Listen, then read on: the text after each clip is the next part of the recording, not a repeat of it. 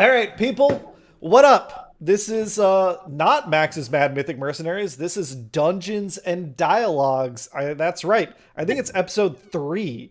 Is it really? Yeah, we did. I've done Rime of the Frost Maiden. I've done something else, and now this is the third one. Excellent list. Something else. So something else really memorable, huh? Yeah, I'm sure. Real good. You know what? Fuck it. This is casual. I'm gonna go ahead and open up YouTube and take a look. What the hell else did I do?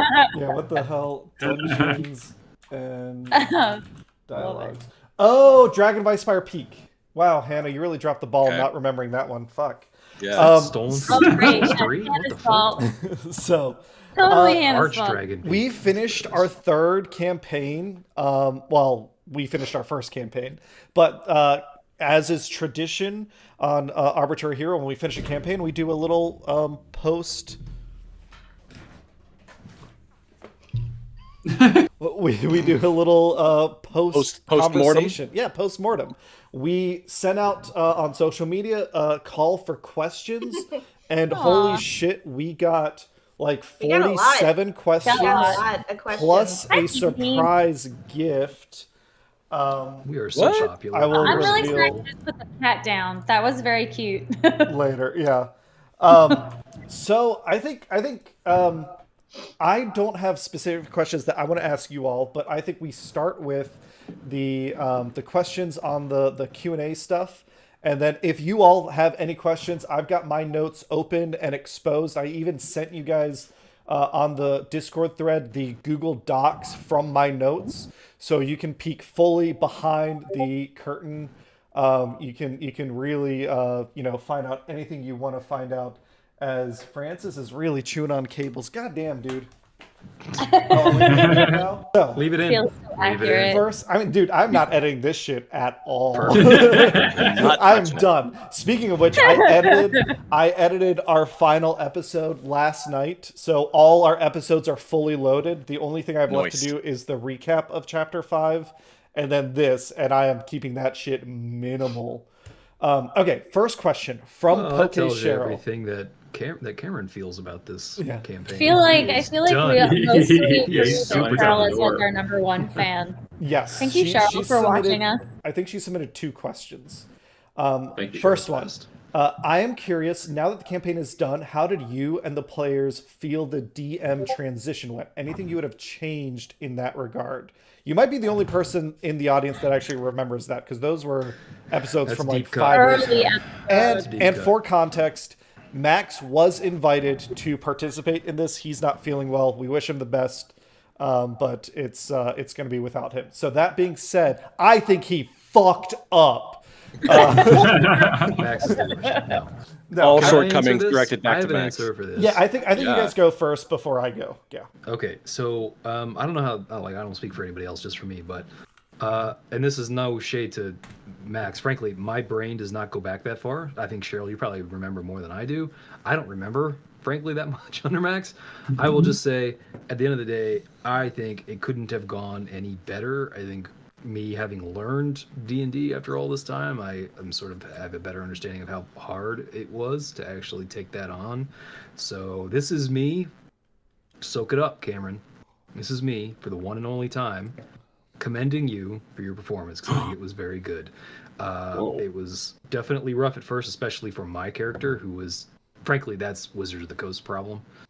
They fucked that up. But as far as, the overall campaign, I think the fact that it was rescued at all and lasted this long is kind of fucking miraculous. Yeah. So, yeah, and I think that's down to Cameron, frankly, almost Yeah. exclusively. I'll say it was a lot of work. I think that in theory, here's what happened behind the scenes, and this is, some of it is speculation. I don't want to put thoughts in Max's brains. I don't think he would remember by this point, but I think that he was interested in running D&D. I still think to this day he has not read the 5th edition rules. Based on conversations he and I have, he essentially has amalgamated the 3.5 edition and 2nd edition rules that he likes, and then he kind of cudgels together 5th edition from that, and that's as closely as he's examined it. I think that he was interested in running something to teach new players like Cheri, Hannah, and Ian. As for context, they're all new players at the start of this campaign. Not that And- you know it. I mean, and come he- on. Yeah, professional grade quality he work. grabbed Shit, he yeah. grabbed a book that said, "Oh, this is a campaign for level 1 to 5. That must mean it's a starter campaign." And this is not his fault. This is entirely a Wizards of the Coast thing. Even though it is a low level campaign, I do not view this as a starter game. I think that there is even in running it as written, there's all these factions and all this like NPC interaction, very There was different from go in the dungeon, Yeah. kill the dragon, save the princess. That I think you do at some level want a stereotypical structure for a starter game that was missing from this one. So the transition involved me reading the adventure, realizing, oh fuck, like why did we pick this? then like, okay, now how do I make this work as best as I can?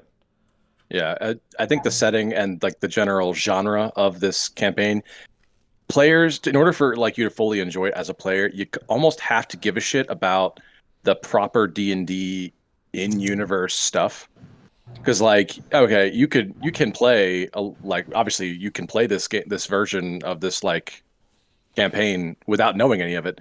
I'd say at least half of us don't know most things about D&D. Well, so like, what's Waterdeep? I don't know. It's like Magic Chicago. What's Neverwinter? Magic Yeah. New York. What's Who are the Harpers? Why should It's I Baldur's care Gate. Yeah. about the Zentarum? Exactly. Yeah, Yeah. like Yeah. go There was Beyond- a lot of learning. yeah, and like a go- lot of lore learning. and Yeah. going back, like Max doesn't really do session zeros. That's like something that he started it recently for a different campaign, so he's It's slowly Clint Eastwood, figuring it no out. rehearsals.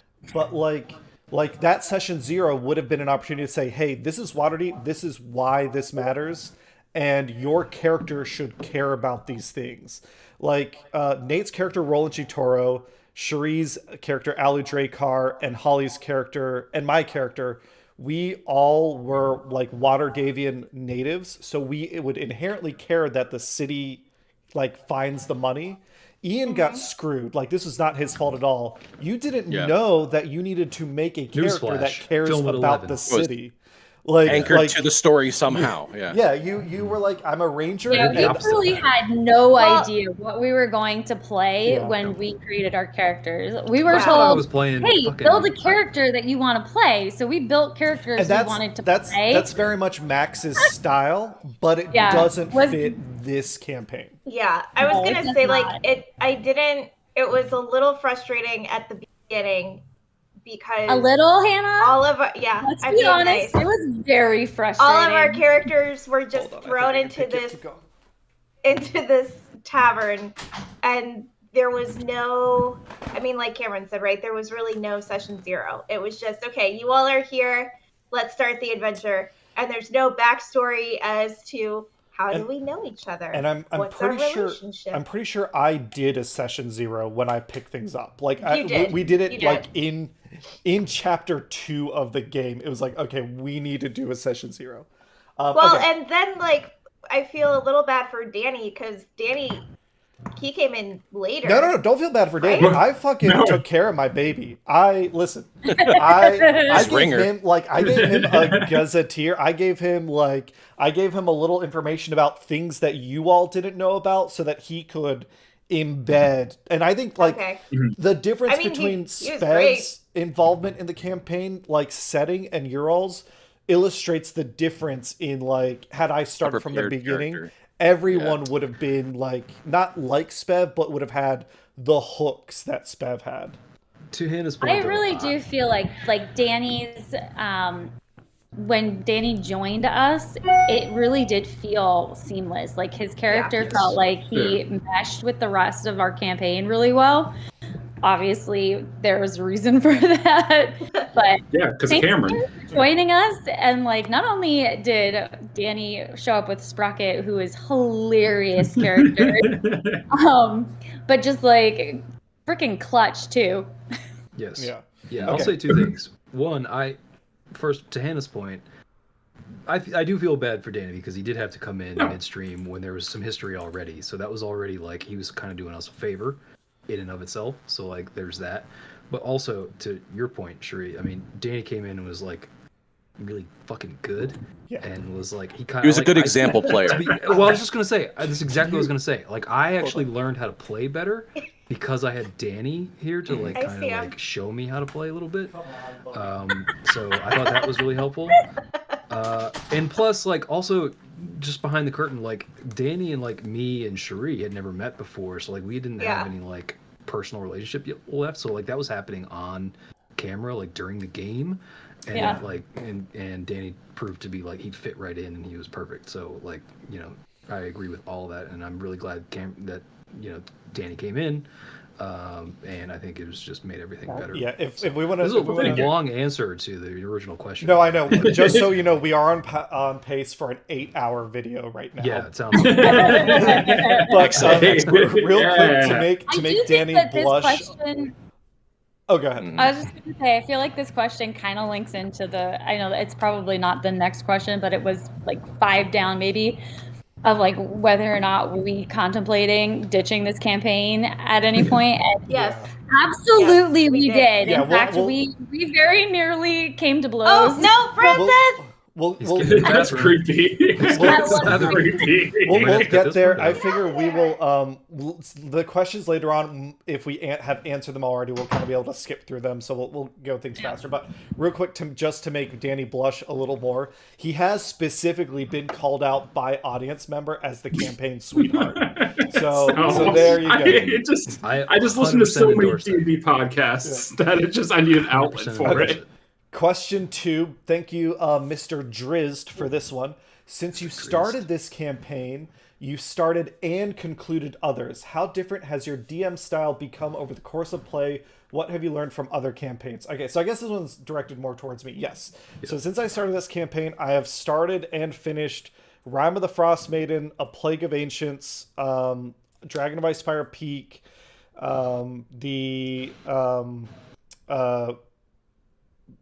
Mist Hunters of Ravenloft, and a bunch of one-shots and stuff. I'd say the biggest thing I think I've done is if I go back and think about the amount of time I spend preparing for a single session.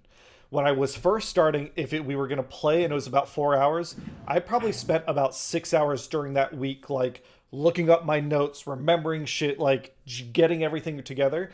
And now I am way more comfortable. Like I've got my outline and I have the confidence to wing stuff a lot more. This campaign structure is like the modified structure that I used is pretty tight. So I didn't have to improvise as much as I am now. But like Nate and Danny can speak to like the Avernus campaigns. That is a lot more of me like, fuck it, here's what we'll do. Like, oh, you guys are interested in horses and hell? Well, let's, guess what? Now there's Power Ranger Zords in hell this campaign is pivoting. Instead of saving Elturel, now we're going to form a Megazord down in hell. Done. Like, I just feel comfortable like doing that. And it's awesome. Yeah. I like how that campaign kind of like linked to ours too. Yeah. That is something I like to do, even though no one else has played in all of my games. I do link everything. Like Hannah's Beyond Dragon by Spire Peak campaign right now, they're doing Stormlord's Wrath. Like that, the effects of what happened in Waterdeep are going to affect them now because she's up in Neverwinter in that game. Okay, question 3. Kaguya Queenslay, who was everyone's favorite NPC/faction/encounter? I think let's start with Nate. Let's see. Can I go next? I got one. Yeah. God, okay, I'm going to go like a crisscross applesauce pattern. Yeah. Whoever's got the most answer ready, yeah. Favorite NPC... It's kind of a throwaway, sort of, just because it is kind of to highlight again the DM style switch between Max and Cameron when he introduced Vincent, the Private Eye, and he just out of the gate said he's a Rakshasa. Yep. Like no mystery, no discovery, just like He's here. Which I was like, doesn't- are you doesn't- fucking nuts? may not mean a lot to like Ian and Cheri, because this was back in Yeah. chapter 1 and 5 years ago. But essentially, Max said there is a demon living in the city, and everyone knows, and that's okay. Yeah. Which is A type an of demon- insane thing to say. Yeah, a type of demon whose like whole existence is like political power gain. As a private inspector, like what? Yeah, And we're there was just- so much yeah. of that went. So if you go back and watch that, I am flipping out because Yes. DM's got a You DM, actually got have to know an the idea. lore. Yeah. So basically, demon-powered Al Capone is our next-door neighbor. Yeah. Okay. I feel like there are probably a lot of moments where you and Danny were like, "What?" and the rest Yes. of us are like, "Oh, okay, that's Yeah. cool." It's Yeah. usually monsters. It's usually when Yeah. we recognize what monster we're fighting. And they Yeah, die. I recognize that I am not a very good. I try my best to not metagame, but sometimes my reactions are too visceral that I'm doing too them and competitive. freaking out before He's before too we get there. competitive. Nate wants to. Oh, yeah. Nate wants to. I To totally be fair, realized. you keep your character like in line with character. Yeah. Like He you does. play your character the way your character would play it, but like Yeah, I will you say Roland yourself- probably freaks out at magic. He probably doesn't he doesn't understand it. He doesn't have any. He barely has any magic himself. It's literally from outside sources. I appreciate that about Roland. He's a good man for that. Yeah. Doesn't believe in this very. Ian, you had an answer to this question next. Oh, so this was the favorite NPC, right? Is Yes. that what was that? NPC okay, or so, faction or encounter. Are you okay, so- recording, by the Yes. way? Are you Yeah, yeah. recording? I'm Okay. recording. Okay, good check. Okay, so you guys are gonna have to help me with this because I, as per according to forum, do not remember the name.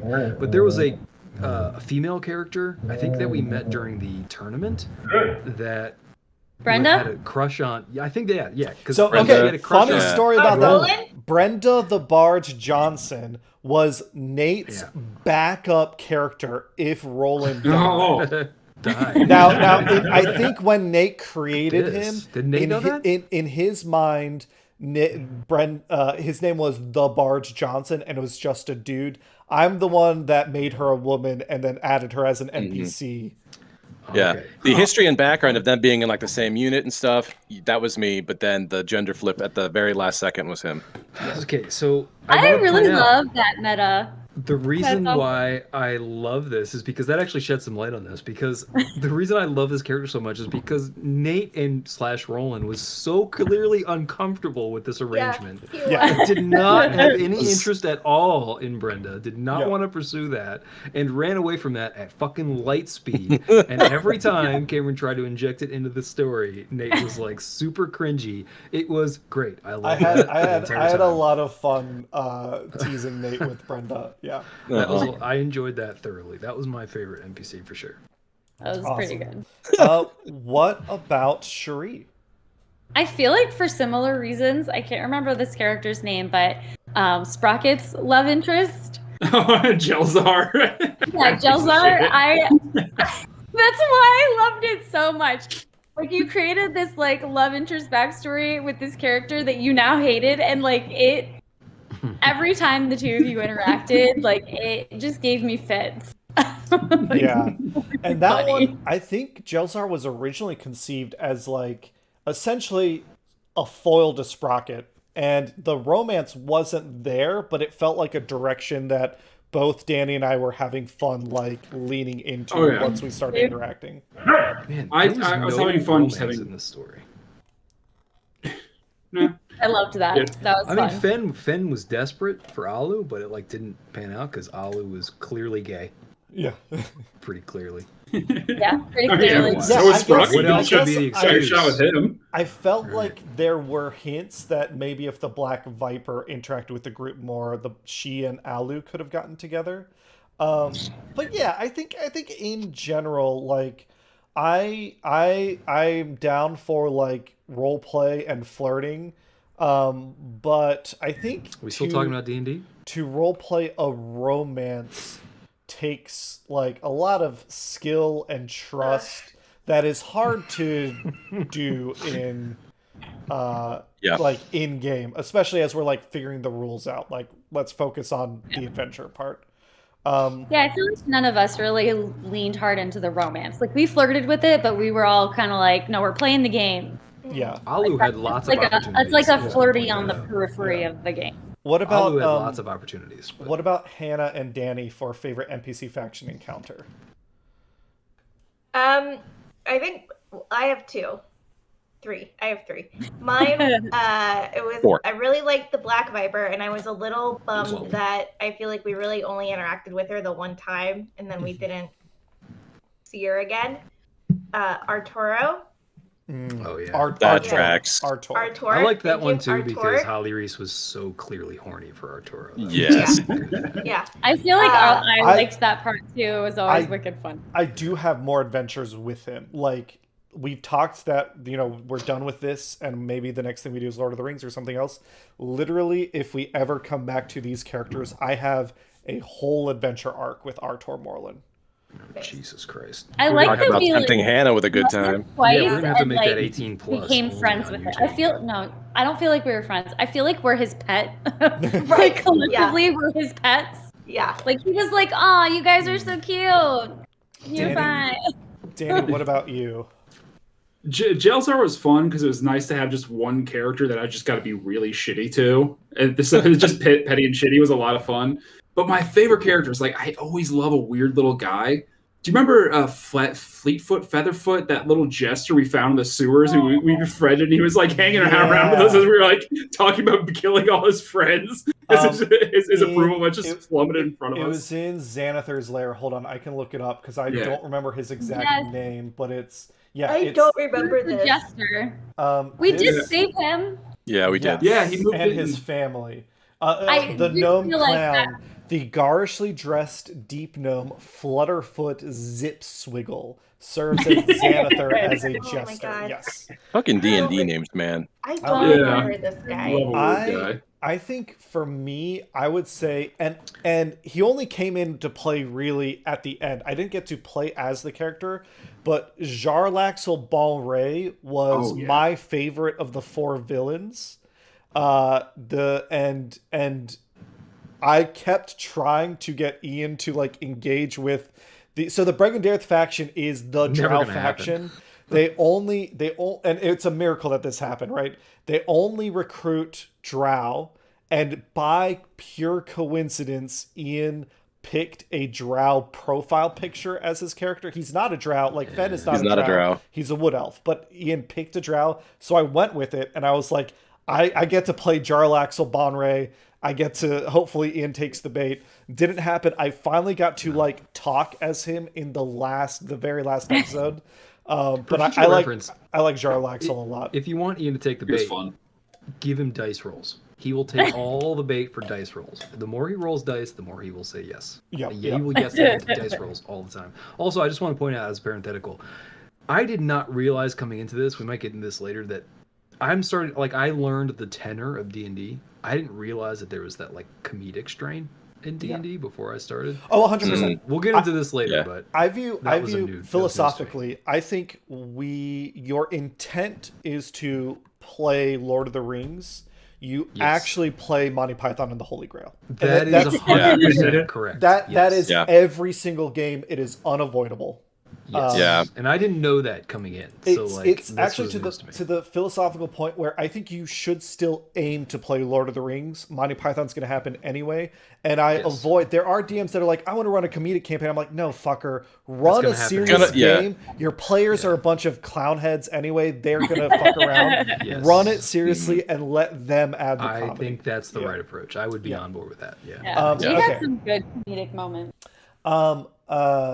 Felix asks, was there a moment where behind the scenes you hadn't accounted for a direction the story could go, so you had to pretty much fly by the seat of your pants to make it all work, all the while totally not freaking out? Okay, I think this is... I think it's another Cameron-specific one. I think no, actually. So, again, I've gotten more uncomfortable with improv, but the narrative structure of this game, and I've talked about this before, the book as written is a railroad. In essentially a series of plot points happen, and the players do small actions within them, but they don't drive the story in the book as it's written.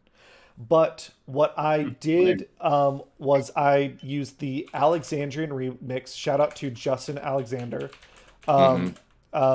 He takes the bones of the campaign, and turned it. Why can't I have a cool name like Justin Alexander? He turned it into. Actually, Hannah, can you go grab the book on my nightstand? So you want to be a game master? Oh, yeah. He took the bones of the bones of the campaign and turn it into a node-based adventure structure, where essentially you get a bunch of clues to go to different places, and the players get to be proactive about pushing the story forward. You guys did do that, and the structure is big and wide enough that you did not you never got to a point where I was like, little more cover your face. There you go. Yeah, that's on camera. So you want to be a dungeon master by Justin Alexander. I highly recommend it for anyone who wants to be a dungeon master. You can put it down now. But yeah, he runs the website The Alexandrian. He's a very accomplished dungeon master. Is it a guy or is it a girl? It's a guy. For example, hold on, I'm gonna stick this for the player's perspective. Here is how the structure of the game worked once you see it. That's in the Discord thread. So at a high level, instead of being, okay, you go to chapter 1, chapter 2, chapter 3, chapter 4, and it's over. That's how the book writes it. Chapter 1 is you find Floon. Chapter 2 is open-ended. Chapter 3 is the Fireball and the Growlhound Villa thing. And then Chapter 4, we spent so much time in Chapter 4, it opened up into you investigate each faction, you either get an eye or a key, and then at the end you get to the vault. So that helped a lot. I think that is... So Felix, to your point, it has happened in other games, but fortunately in this one, it was so well structured once I switched to the remix that I didn't have to worry about it. Let's see. I guess there is one time, and it didn't end up having a big moment, but when we did the time travel for the key, the Ring of the Weave, and we went back in time, and Aloe used that opportunity to retroactively establish her cult. That is great. 200 years before. That was a moment where, I didn't know what to do, and I just kind of gave it to her. I was like, fuck it. I think I made a roll, and the roll was I don't know, probably everything's fine. So as long as she rolls higher than a 25 on a D100, it's okay. And then she just got her cult. So that'd be an example. But that wasn't. So I don't know all the questions, but if there's ever a question what's my favorite moments, all the moments where Cameron didn't know what to do. Yeah. Those are my favorite ones. I feel like the dragon Holly's adopting Ollie was similar. You made her roll so we didn't know what to do as players. The dragon, and she really I tried to gate it behind. I think it was 5 separate rolls where she had to get a 15 or higher in a row. Yeah, it was a and destiny that she gets this dragon. Yeah. Hey Alexa Straza asks. Straza, yeah. Hey, it's Alex Straza, yeah. Sure, that's what it is. That's a Warcraft reference. Was there ever a time you felt that the nerdiest campaign moment was ever. close to be abandoned or not finished? I think I let you Yes. all answer that one first. 7 or 8 times. With probably. Cameron at the helm, never. Very early He's a on, completionist at heart. I think, Go go ahead, Ian. Nick. Okay, so I, for me at least, definitely very early on. And We essentially just took bear a in mind, hiatus for a year after Yes. chapter 1, I think. we've taken a couple of very long hiatuses, but I will say very early on especially, and people should keep in mind that this has been going on for 5 years, 5 almost years. 5 6. years. Yeah. So Cheri and I moved 8 states away from where we started. If you go back and look, our setting is completely different. There's been a lot of life happening in between, so there's been a lot of potential things that could threaten the existence of this command. The fact that we made it to the end itself is kind of a miracle. COVID happened. We could have literally, COVID happened. one of us could be dead. We started before COVID, well before COVID. Yeah. So a lot of shit has happened. So I can't pull out any specific events, but we had 2 definitely- weddings and now an engagement. yeah, there's been a lot going on. So I would say yes, generally as an arc and more than once. more earlier than later, though. We'll get to this later too, but like me personally, I did not enjoy the first probably 3 years of this campaign. I think the last 3 years were actually pretty good. And again, I want to stress this too. The extent to which I did not enjoy this, I genuinely blame Wizards of the Coast. I genuinely blame Hasbro and the way that this game is designed. The rest of it, actually, I do think the rest of this crew here made it better. So I do feel like it got significantly Mega better stuff. later on in the second half of the campaigns. Yeah, it's the thing, like, and I've debated this, is like, do we do this again off camera, not this campaign, and just like Nate, like Lost Mines of Phandelver, like that is a campaign that I think you would like, that we could bang out in like 4 months. And it's like, you're a ranger, but you're in the woods. You get to do all the ranger There's things. actual wilderness to explore and tracking to do. Concept. What an amazing concept. It's literally just this campaign should have had a note at the beginning that's like, don't do ranger. Yeah, listen, this is metropolitan urban style, like which I clearly did not know. Yeah. So. Yeah, no, I don't think anybody, like any one of us, really looked up the campaign setting. And Max is a DM whose style is very intentionally. Well, it's intentionally chaotic, and he likes his RNGs, and he likes he just likes to let it roll. There's not a whole lot of curation, and it's by design. He's not neglectful, but it's just like an older school can mindset. I'll add to this. It's very OG D&D. I'll just say, to Max's credit, I actually don't have a problem with that. I kind of like the chaos like thing. The only reason that it didn't stick for me is because there's a lot of rookies on this group. I think that's the only reason it didn't work perfectly. Otherwise, if you're talking about veterans and you threw that at veterans, I think that would work better. Yeah. But for me personally, since I was a rookie, it was harder. Yeah. And then also, there's a little bit of a cognitive dissonance of like, if you're trying to be a serious character and you're having a comedic campaign, it can be frustrating because you're like, why do I suck so much? Why is this so dumb? Or whatever. Because I remember, Cameron, you and I and Hannah and several other people were playing Space Truckers or something, a board game. And I was getting frustrated because I didn't understand. It's supposed to be funny and it's supposed to be like fail. You're supposed to fail a lot and just watch how everyone spirals out in different ways. Yes. And I was like, why the fuck do I suck so bad at this game? No, I hate that So game. I can understand like, you know, the expectation and the disparity between expectations and reality can be frustrating if you're not prepared for it. Yeah. Yeah, I think the closest I got to like, do we finish this? There was a stretch where I think Cheri had a show, then Hannah had a show, then Cheri had another show. And I was like, it wasn't that I was frustrated. I loved running the game, but I was like, has too much time gone by?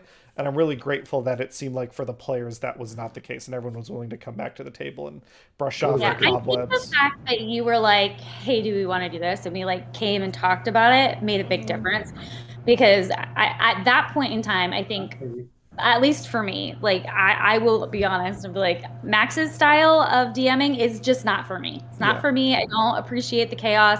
I don't appreciate, it felt very, I don't like being blindsided, and that feels like very much part of his style, which is fine. It's just not for me. And so like there was a lot of frustration like in the transition and like the chaos of everything, and the fact that like my character I think fit the world a little bit better, but I was a rookie, so I still had no idea what I was doing, and there was a lot of frustration there. So like when we had that hiatus, I was like I feel like some of my anxiety was like, oh, I feel a little bit better. I was like, I kind of don't want to keep doing this. And you sat us all down and was like, okay, let's talk about this. And you were willing to be like, hey, like, this is our chance to be like, if this isn't working, like, are there things we can fix in our campaign? And I think that you did like a little bit of a homebrew for Ian and I to be like, let's change these things. Because I remember, like, I didn't totally restructure my character, but I did change some of like the early settings to get to a different place that fit better with the play style that we had and the campaign that wasn't working. And to be fair, I'm pretty sure Ian was offered at 2 different points in the campaign to totally redo Fen, and he was like, no, I want to stick it out. If you watch any of our Woeful Wednesday or Torture Tuesday, you know Ian is all about, I built it, I'm going to make it work. Yeah. And I will just get better. And the player will get better. I know we spent a lot of time on this. I just want to add a couple of things. One, I completely agree. I actually had more than two. I think I had multiples chances of changing this up, not just in like formal, like just change up entirely, but also I think Cameron like interspersed over the course of the last 6 years other opportunities to kind of like make this better for me, which thank you, Cameron. But also in Max's defense, I agree with Cheri that ultimately like it's okay. Like I get people have different styles. I personally actually like the chaos style. I think that would be a lot of fun. But again, I think it didn't fit for me, and it doesn't fit this campaign. And this specific kind of campaign. If it was like, hey, you're out in the wilderness and you can run into these random tables of monsters, if that were the case, and it was like, I would be super. I actually find myself tending more towards Max's kind of approach of being like, fuck it, let's just be chaos and crazy because it's like this is a game, why not have fun? I'd be down for that typically, but this being my first one and that I picked such a shitty character and a shitty cast and class, and because I wasn't very good at the game at first, like I think that was harder. But in any event, I think I agree with everybody's point here. But in Max's defense, I actually probably, if I were like now at this point, if I had this campaign to do over again, I would play it differently and probably play a little bit better and probably not be as annoyed by it at first. So again, it shows the value of like session 0 and saying here's what the campaign is about, so that you can have the right expectation and the right character. Yeah. If you don't have rookies, maybe that's different. But if you have I think I think every campaign needs a 0. Yeah, it's a good policy. Because otherwise you have horror stories about, like, I've seen DMs come to me and like, I need help. I'm making a campaign about you go to the higher planes and you have to fight off like the far realm horrors. And this guy brought a talking panda to my game and wants to like grow his garden. And I was like, okay, well, tell him what the game's about and then tell him why that doesn't fit. Save yourselves a lot of pain. If you had asked me before the start, I would have said, like, I am so much more in line with Max's style, being chaos agent and crazy, and, like, let's not be formal, let's, like, be crazy. For the record, I'm kind of more on Max's team on that, but as for, like, me and my first experience with this shitty character who was fucked over by Hasbro, I think it probably would have been better in a different circumstance, but anyway. Hey, Alex Straza has a second question. We did have character deaths in the campaign. Did anyone ever want to play a different character than the one they started with? I think we already talked about Nate's barge, but does anyone else have one? I have something to say. That ring that I had, that magic artifact ring that I had, if I died, went dead, I would just come back to life with 1 HP standing next to the point that it was before. So, like, I was, as long as I wasn't exhausted, like, the fact I had a built-in failsafe if I died, so I was just hoping that I would die the whole time just to use that ability, because I was sitting on it, then finally had to get rid of it, like, god damn. But if I died, I probably just would have played as Jelzar. In terms of actual character deaths, I think the only 2 that we had was Cheri got stabbed to death by bugbears during the ambush, and that was when I was like, okay, let's use that in a productive way, and we created Aeodon. And I think I talked to Cheri off camera, and I was like, do you feel like Alu's story is done? Do you want to do something different, or do you want to bring her back? And you wanted to bring her back, so we brought her back with Aeodon. And then Ian as Fed did die very early on. But you only died the one time, and it was the same thing where it was like, I think we were level 1 at the time. I wasn't even the DM when you died, and it was like we had a little quest to go get your body back and resurrect you with Force Grey. So that we didn't have like a ton of player character deaths, but did anyone have like if my character dies, I want to come back as someone else? I honestly never even thought about that. Like, I built my character with just like I wanted to play her. And so the fact that like she did die, I was so upset when that happened. And then you were like, it's okay, I've got a magic way for you to come back. And I was like, and it fit really well with the character I created too, because she was an Asimar. And like it worked out well. to that point, the one benefit of the setting, this is Waterdeep with magical like New York City. Resurrecting here is way easier. Like if you have the gold, you can get resurrected here. If this was a different campaign where you're out in the wilderness, someone might be dead because you don't have a cleric nearby. But yeah, 100%. I feel like if we were doing a different kind of campaign, I probably, like, if we died, like, I probably would have been like, okay, play someone new. Yeah. Because this one was so specific. Like, I had, like, as you took over, like, I had, like, made some of those changes that you were like, hey, we can make this change so your character fits better. And I made those changes and, like, really liked them. And, like, she was still a little squishy. She didn't do as much damage as everybody else, but, like, she was really strategic. 100%. So the answer to that question for me, I'll be quick. The answer to that question for me is definitely yes, as you can imagine, for all the reasons that you can think of. To the point that I spent much of the campaign, frankly, sort of daydreaming about possible alternatives. And frankly, to this day, Nate and I still sort of talk about potential other characters that I might sort of roll to try and like get to where I want to go. And in the future we might do that. But in any event, like, yes, for sure. But I think all of the sort of changes and adjustments that we made later on sort of definitely helped mitigate that to a certain degree. So your character really turned on at level 10, unfortunately. Yeah. When he got passed without trace, honestly, he became useful to the rest of the group. Yeah. And I feel like that was a major like character change for him, where it was very much like we narratively caring more about the crew than himself, and I feel like that was kind of like the big change for him. Mm-hmm. Ian, if you were to make a character, if we're doing a new campaign tomorrow, what type of character would you play now? Would you just go straight fighter, barbarian, or throw some magic? So this is very interesting. So Nate and I, again, we talk about this all the time, so Nate might have some comments on this, but I personally, we know how I like to play. So it's not going to change from that. Like, I want to roll dice. I want action. I want, that kind of thing. But I've theorized, like, some ideas about characters that are, like, who pretend to be super physical and good, but are actually only, like, charisma-based. Like, that's kind of, I kind of dig that.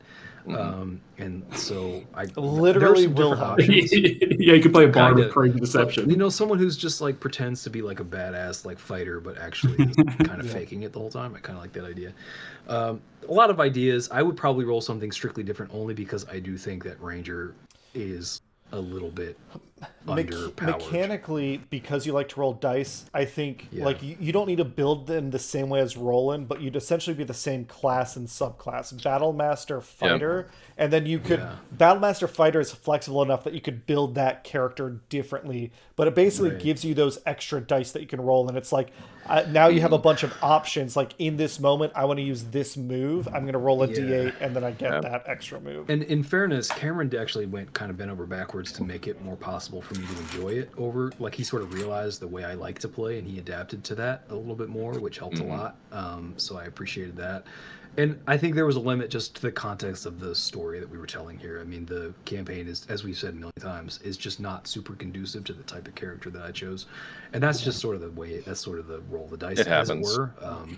So in any event, I would definitely have changed some things here and there, and I would probably change things going forward. But frankly, I still want to do the kind of character that I like just someone who wants to roll a lot of dice, get in a lot of fights, fuck shit up. Like, that's what I want to do. So I probably kick down doors, kill monsters. Yeah, that's what I want to do.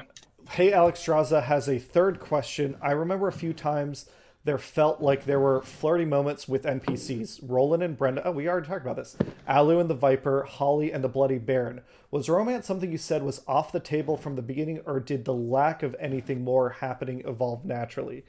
I want to talk about this. I made every effort to get into Alu's pants. It did not go well. I tried. I think I'll answer this one quickly. I think that we, since we are a group of friends and we already have an understanding, I think we intuitively knew where our comfort lines are. Like, the most I think I would literally, the most I'd be comfortable personally doing would be a tasteful fade to black on like a kiss or something. But I think none of us were really looking for that. And now different groups are different. I think the Hannah's other group that we play with, I think they are generally more open to that sort of role play. So they, like, I am the limiting factor there, but I think here there was no one that was like, oh, I'm uncomfortable with this. We all just kind of had the same level of comfort. I have a question. Can I ask the group generally? Do we think that that's different for people who are experienced here in D&D? Do we think that's different because we have a collection of married/engaged people? Like, do we think that would be different if it were a bunch of single people? I think for me personally, yes, that's part of it. Because I guarantee, like, if I was single, there'd be no holds barred. Let it rip. Yeah. Open book. Yeah. I don't think it's that. I think because like we early on in the campaign, like it was like part of your characteristic that you desired for Holly was that she was like kind of sleeping around the city and like being a socialite and stuff. But like I view that differently than like romance roleplay. Romance roleplay, I think, takes a level of like earnestness that I think people are not 100% comfortable. Like for me to look Ian, you in the eyes and say like, I'm that elven princess that gave you your spider, and I'm like, I've missed you, and I've missed the touch of your body. Like that takes like if only. Yeah. I don't like that. But one of these days, like that's hard to do, and we are not actors. I mean, it's hard to sell it to yourself and actresses, your friends. But Nate, Ian, Danny, and I are not actors. So okay, that's true. We do have two actual. That's actually.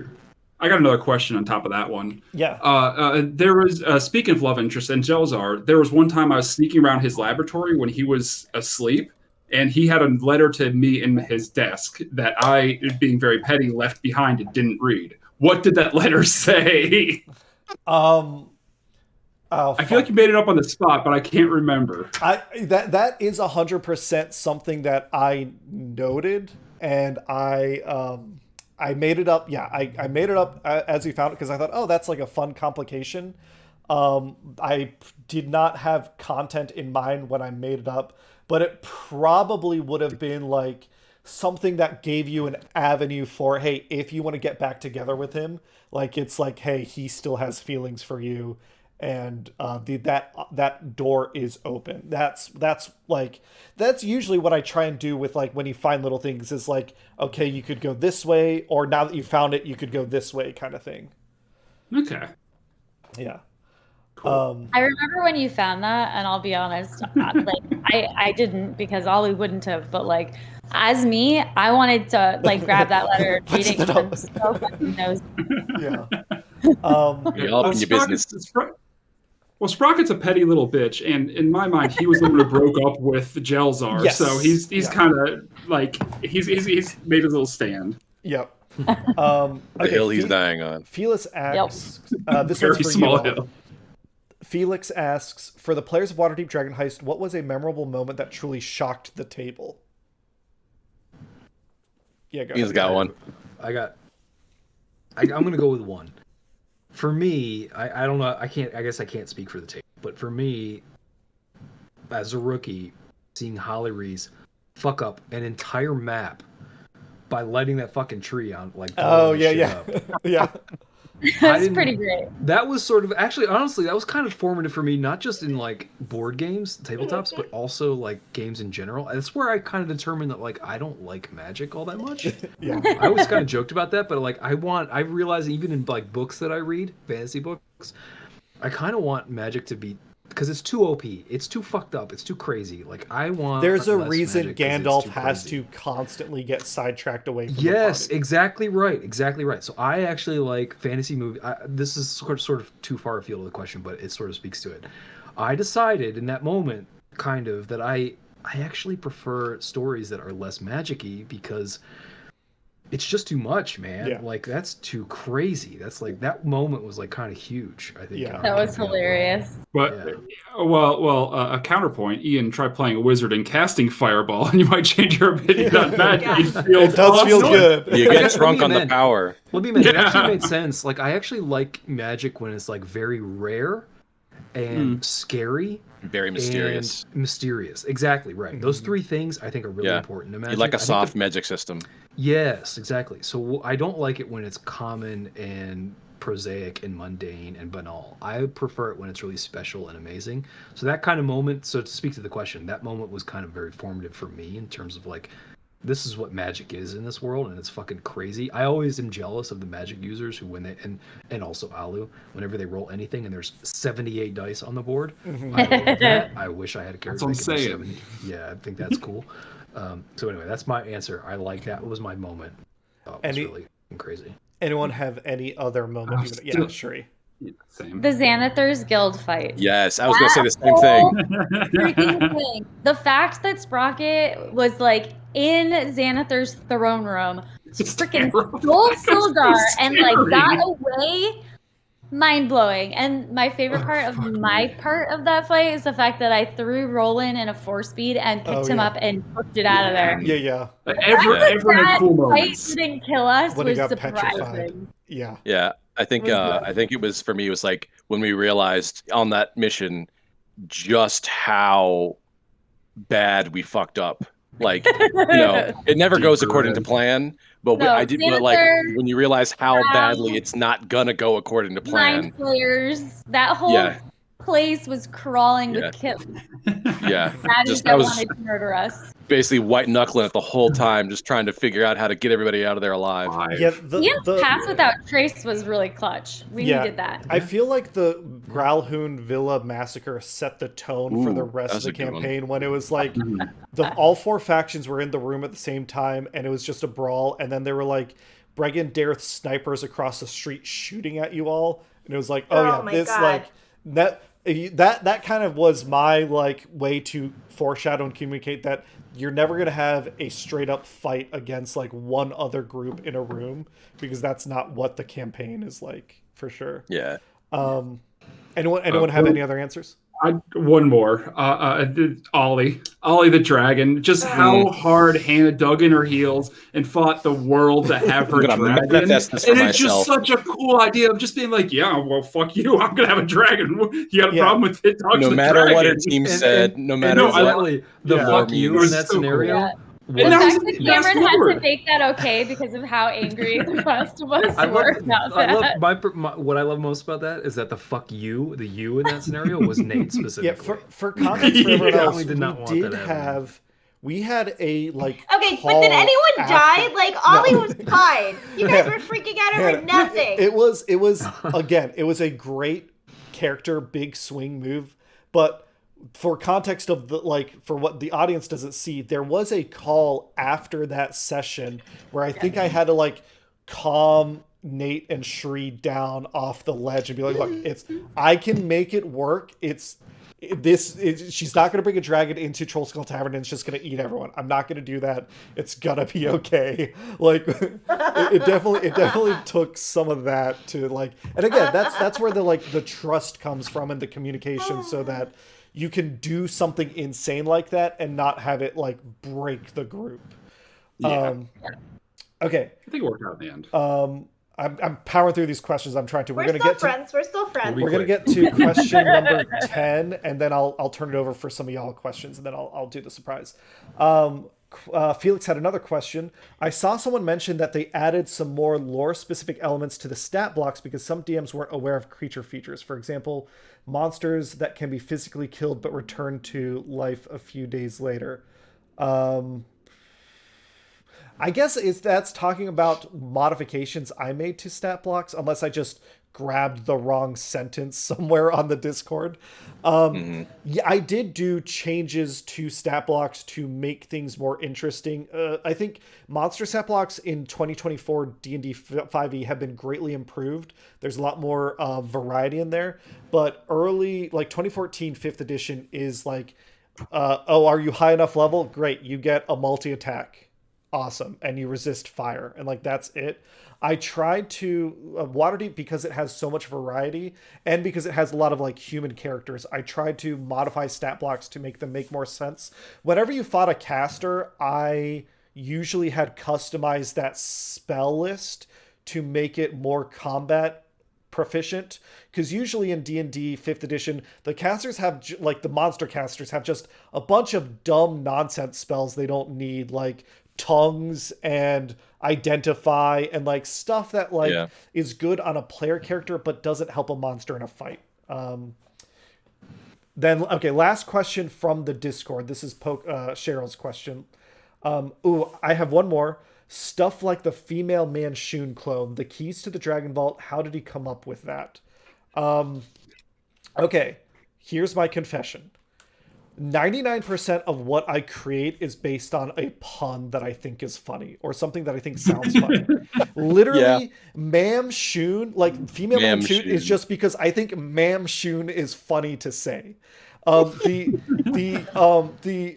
like the cup there's an item in game called the cup of summoning water elementals, and I was like, what if it was the cup of summoning water deep elementals? And that's how one of the keys got created. I don't know that you want to be admitting Oh my this to the God. internet, Cameron. This is embarrassing. The fucking the Inavernus, the fucking Equizords, like I just think that shit is funny.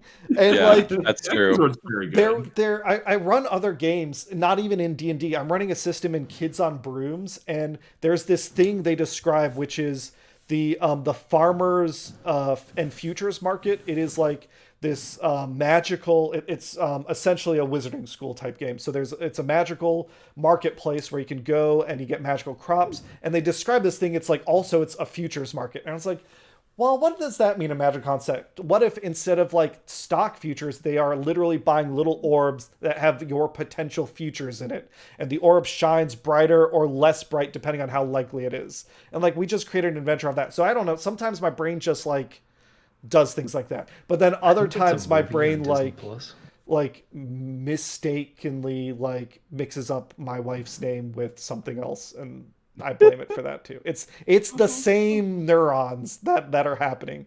I just connect things sometimes, and I think it's Hannah, blink twice if you need help. Ian sympathizes Just in with you case. because he lives Just in with case. someone like that too. yeah. Okay. She shall remain nameless. So, with that, before we get into the other social media questions we have, I want to check to see if any of you had any questions that you wanted to for me, or like you want me to spoil anything about the campaign, anything you didn't run into, anything you might want to ask. Was there anything more with the bronze dragon underneath the ocean? Oh, 100%. Yeah. Yeah. So that would have led you. So like every faction has a headquarters, and you visited 3 of them. The Scarlet Marpenoth, which, by the way, I don't know if you realize, Marpenoth is a month. It's literally called the Red October. Oh my God! Yeah. In the I calendar never of put it Harptos. together. Yeah. The Scarlet Marpenoth was the Sea Maidens Fair are the 3 ships that the Drow with their carnival perform early on. You like investigated them a little bit, and then you kind of backed off. The Scarlet Marpenoth is Jarlaxle's submarine, and it's underneath the Eye Catcher, one of the ships of the Sea Maidens Fair. So if you had wanted to infiltrate them, and the reason you might have wanted to do that, if you remember in chapter 3, you had the Nimblewright, and you cracked it open, and you discovered that its orb was also a camera. And you went and investigated, and you learned from Zardoz Zord that he had sold Nimblewrights elsewhere, and he could have he essentially sold them to all the other factions. Zardoz Zord was Jarlaxle Bonray in disguise, and he's monitoring everyone. So if you had broken into the Scarlet Marpenoth, you could have accessed all their Nimblewrights and found the eyes that way if you didn't want to go through all the outposts. So it's all about like giving you different options to like, you're gonna get this information, but I wanted to make sure every piece of information you had like 3 different ways to find it, so that it was very unlikely you would just roll a bad like investigation check and then be fucking stuck. Like that's what I'm trying to prevent with the structure. So I think this is Got it. great. I just want to state for the record how annoyed I am that our literary references begin and end at fucking Tom Clancy. Okay, great. Great. Incredible. Oh God. Okay, cool. I was just curious about that guy, the actual dragon. Yeah. So he was essentially a quest giver, and he could have done other stuff. If you had done that quest for him, you could have done other stuff with him also. Got it. And a potential ally in a fight. Like there was the potential that if you had done a certain part of the adventure, you would have activated one of the walking statues of Waterdeep, and it would have gone berserk, and you would have needed to take it down, and you could have like a dragon would have helped in that fight, that kind of thing. Okay. Any other questions, or do we want to go to the retro.pizza questions and get our surprise? I got a quick question. It's a Mastodon server, Ian. Okay, thank you. What was everyone's favorite confirmed kill they got? Ooh. Oh, last one. Favorite Obviously. I got the last kill of the campaign, baby. You true, he killed did. Bran And Stonebridge. your wife's killer. You Yeah, killed the your one that's wife's been killer. building for years. Yeah. Fuck yeah. And That's Fenn pretty good. clearly didn't even know or care that it was his wife's Yeah. killer. He just wanted to Let's see. He's just gotten away. Roland did Roland get killed the the Dread dragon. Dragon. Yeah. I mean, fair enough, but my favorite kill is anything that I stole from Fenn. Just all of them. Yeah. All of There's a them. lot. Yeah, so all of my kills, were my Fucking favorite kill. sniper. Kill sniper. Fuck yeah. Alu or Cheri or Hot Hannah or anyone? I don't even remember mine. Like I know that there were a couple that at the time I was like, and like I got excited because you gave me the ability to be like, well, how do you kill them? And I was like, yes, and then I got to tell you, but like now I can't remember. I will say Cheri was very conflict averse at Yes. certain points. Yeah. I think, again, as a desire to, you had this story you want to tell as Alu. If she gets in a fight that's risking her life, it felt very natural and in character that she's like, we can navigate this another way. Holly Reese, Except what the about you? I goals. mean, you killed your father. Yeah. What's your father? You dropped a Unintention- nuclear bomb at one point. You could've basically Unintentionally. killed I everybody. think anytime that I was just able to, if instead of blowing up a person, like blowing something up by a group of people to do like a group Do kill, you remember I really the? liked Do you remember that. the lighthouse? Where you got Yes. the cup of Waterdeep elementals. The lighthouse was full of oil, and you blew that up. That was a good one. That was a good one. That was good. That Well, was Killed good. Fenn at least twice. Danny, So what it's probably about- that. what I about feel you? like I remember after that happened, Holly's like, is there anything flammable? Like, Yeah. I She's, Oh, yeah. Every Yeah, time, yeah. more man. about Yeah. the room we're in. she's thinking about it. Yeah. You know? Yeah. For me, like I never built Sprocket to be a big DPS monster because like a lot of that was handled on the team. So I don't think I got a lot of the finishing kills. But I remember it was the first round of the Bright Swords tournament when we're fighting it like a couple of those like kind of lower level guys, and I used telekinetic shove to just push someone out of the arena, and they were out. Like anytime I could get a cheap kill or like some cheap trick pull off, that's my favorite. Do you remember the Growlhound Villa massacre when the Zentarum infiltrators were fighting the Growlhound guards, and you greased the stairs? That was a good one too. That was a clutch I move. love Grease. It's such an underrated spell. Or That just was your like- uncanny ability to summon 20 critical 20s at will. Yeah. It's happened once. I I was feel afraid like to it ever was say that it same again. fight where like more than one of us got stuck in that grease too. Like you threw it down and then like you fell in it. It's like Like a hallway. and that part was so funny. Okay, so the next question is from Kepun Bake on retro.pizza. I really liked the found family set up in Troll Skull Tavern. What happened to everyone after the adventure? Also, I drew the crew. Oh, Really? Oh. Hold on, let me turn it up so the Yeah. audience can see it. Oh, That was so good. that is awesome. So Albie? So what we Got my see little here robots? is Cheri as Alu on the left. We've got Fenn on the top left. With Fenn you're is so accompanied by sick. Reggie. With Reggie. Yeah. I like Reggie's profile. Reggie looks Yeah. good. Wilhelm, This is my Colors, favorite Reggie. rendering of Fenn. This is Wilhelm Fenn in the as a background. Roland in the top right. Holly in the right.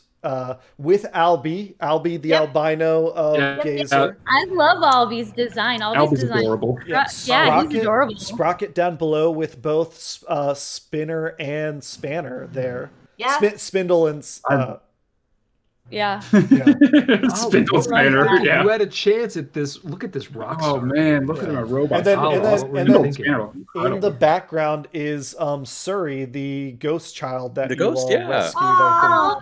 think. So I yeah, love that's that. Super cool. Thank and, you. and yeah, Capoon Bake, good. thank you very much. I know you do have an Etsy store, so if anyone is interested, I think they do commissions and all sorts of stuff. So check it out. But genuinely super nice that you would do Heartwarming, this. Yeah. You've also appreciate nailed the hat. Yeah. Yeah, the hat looks good. Nailed it. Cameron, if you wouldn't mind, if you remember to like put the link that Oh, you yeah. provided in our Discord just so I can find it. Yeah, absolutely. Yeah, it was really great. Love that art. Let's It's see. always a funny reminder how short Sprocket actually is. Yeah. Okay, then Zach L3 from Retro Pizza. Oh wait, sorry, we didn't answer Kevin's question. What happened to everyone after the adventure? So this is being recorded at a time when episode 99 comes out April 20th. So it's a ways away. So I mean, this will come out after episode 99 comes out. I think, like, Cheri, you established pretty strongly. You bought Froon's Brews.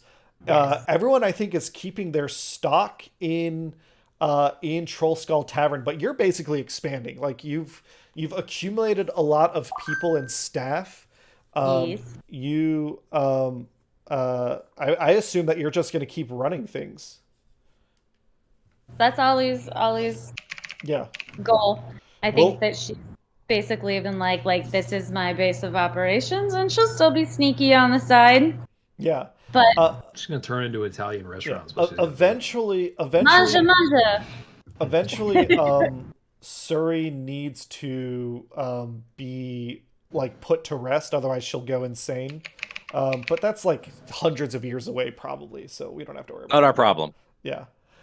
Not Okay. our circus, not our monkeys. Zach Our descendants will handle it. Yeah, Zach L30. Oh yeah, and then Holly Reese established a school for the corporeally challenged or something. Didn't we say that at one point? It was It's like for, interdimensional pets. yeah, interdimensional pets. Well, that too, but I think earlier on your family funded like a school for ghost kids. That is Yeah. And I'll just say, Fen has to deal with an affliction. Yes. I'm assuming that by this time That he watched the loves. last episode. But Yeah. more importantly, you'll know by the last episode he's on a fucking mission from God that he needs to work. That he's going to be working on here for probably a million years and will fail miserably because Alu is stubborn. Super fucking stubborn. I don't know. You're a loop guru now. All of a sudden, you've become really attractive to her. Yeah. Fuck yes. Oh, That's what drove your wife into the arms of Bran Stonebridge. You're essentially like you're taking the power back, right? Fuck yes. Oh my god. Okay. Zach L30, was there anything you wished you had done differently in terms of playstyle from the campaign or versus one that wasn't recorded? Again, I think we've talked about this before, so I'll just answer this one quickly. I think what we established was it was fucking like the hubris on my part that was like, let me do a recorded campaign where every player has to attend and 3 of them are going to be playing for the first time, and it's going to be Waterdeep Dragonheist. This was an insane thing for me to do. If I did Waterdeep Dragonheist again, I think I'd slow the pacing down a lot more. Not necessarily for like you guys, but whoever I ran it for, we'd established early on that it's like very much Like a political whodunit. motivated. And mystery, and like build your characters for that. Make sure you've got good investigation, make sure you've got good persuasion. If I ran it again, I think the actual conflicts would there'd be less fights and there'd be much more sneaking around because the players would know they would need to do that. Man, Fen would be great for that. He can Yeah, attempt our to hide sneaking every always time. was bad. We were not. I was sneaky, but we were not That's sneaky. a great word, not sneaky. Stealth in Dungeons and Dragons is generally hard to do. It's a We got good at it when Fen leveled up to Pass Without Trace. That Yes, is yes. true. We got better. Yeah. that was Yeah, all. even Roland's crit fail on that, like he still was somehow not did not fall down the stairs and alert everyone. Yeah. That was all our retro.pizza questions. So I'm going to throw it back to you guys. Anything else anyone wants to ask about the campaign or game or anything? I think. Well, I kind of asked this of Ian. If we were to redo it, what class would you guys play? Would you stick with the same thing again, or would you want to try someone new? I'd be a barbarian. Barbarian. I So think- let me. Yeah, I'll couch this. You're comfortable not having all your spells is kind of overwhelming, is what you It's a told lot. me. It's a lot Yeah. of moving parts. Wizards are hard to run. Yeah. Well, and then not forgetting, but especially whenever we did a long rest and, rearranging or learning new spells and trying to determine and guessing There's what decision could potentially be best with the group. Like it really That was would a bother me. struggle in that final battle because we didn't have a long rest, I don't think, beforehand. That would bother me. So all of get my that. spells were fire based, which is not necessarily helpful against a fire dragon. That is true. Yeah, wizards take a lot of homework. Yeah. So a Yeah. barbarian where I can just fight Just Rage. smash. and be angry. Yeah. I mean, so I don't know. I obviously this question is probably most important for Fenn, whose class was clearly not for this campaign. Mismatched. And also, Yeah. And to say nothing of the fact that it was also, I came to learn fairly early on that it was also deeply underpowered and deeply neglected by the designers of the game. I have a itself. suggestion for you. So based on what you said earlier, you said you wanted to be like a charisma guy. What I think you would have been really happy playing would have been a Pact of the Blade Hexblade Warlock, where essentially you swing your sword, but your sword stat is your charisma, not dex or strength. Well, so what I like about that, because the one thing I had to learn, and this is not my core competency. This is more Cheri and probably Anna too. Like, I'm not someone who comes to this game wanting to build narrative for my character. Like, when I play Dark Souls, I don't give a shit about the lore. Like, Infamously. I want to play the game. I like the game mechanics. I don't like the combat. And so, like, to answer the original question, I would change my character simply to a character that is frankly more competitive, or frankly a character that was built more to be someone who's actually going to have some impact on the game. And is not God, gonna you be would have powered. loved if you got over the fact that you don't want to use magic. You would have loved the 2014 5e Paladin so much. Because So it's like, I roll, I crit, let me spend a 4th level spell You slot. pile It's a on. fiend. So- Here's 10 d8s. Fuck Well, you, so here's get the thing. deleted, bitch. I don't like magic in general in terms of like I like that magic exists. I don't want to partake in it, so that's fine. I don't really care if my character's actual moves are based on magic. That doesn't bother me so much. What I don't know enough about D&D to know what I would change my character to. I wouldn't use Ranger again because I do genuinely think that Ranger is a neglected character in the sort of D&D universe. I think what we could do is probably find a third party, not a Wizard of the Coast, because I think other people have fixed the Ranger. I just don't know about it. We could have spent some time figuring that out. So I can answer this sort of by proxy, just because I know you, I know how you are, I know what you were after in a game.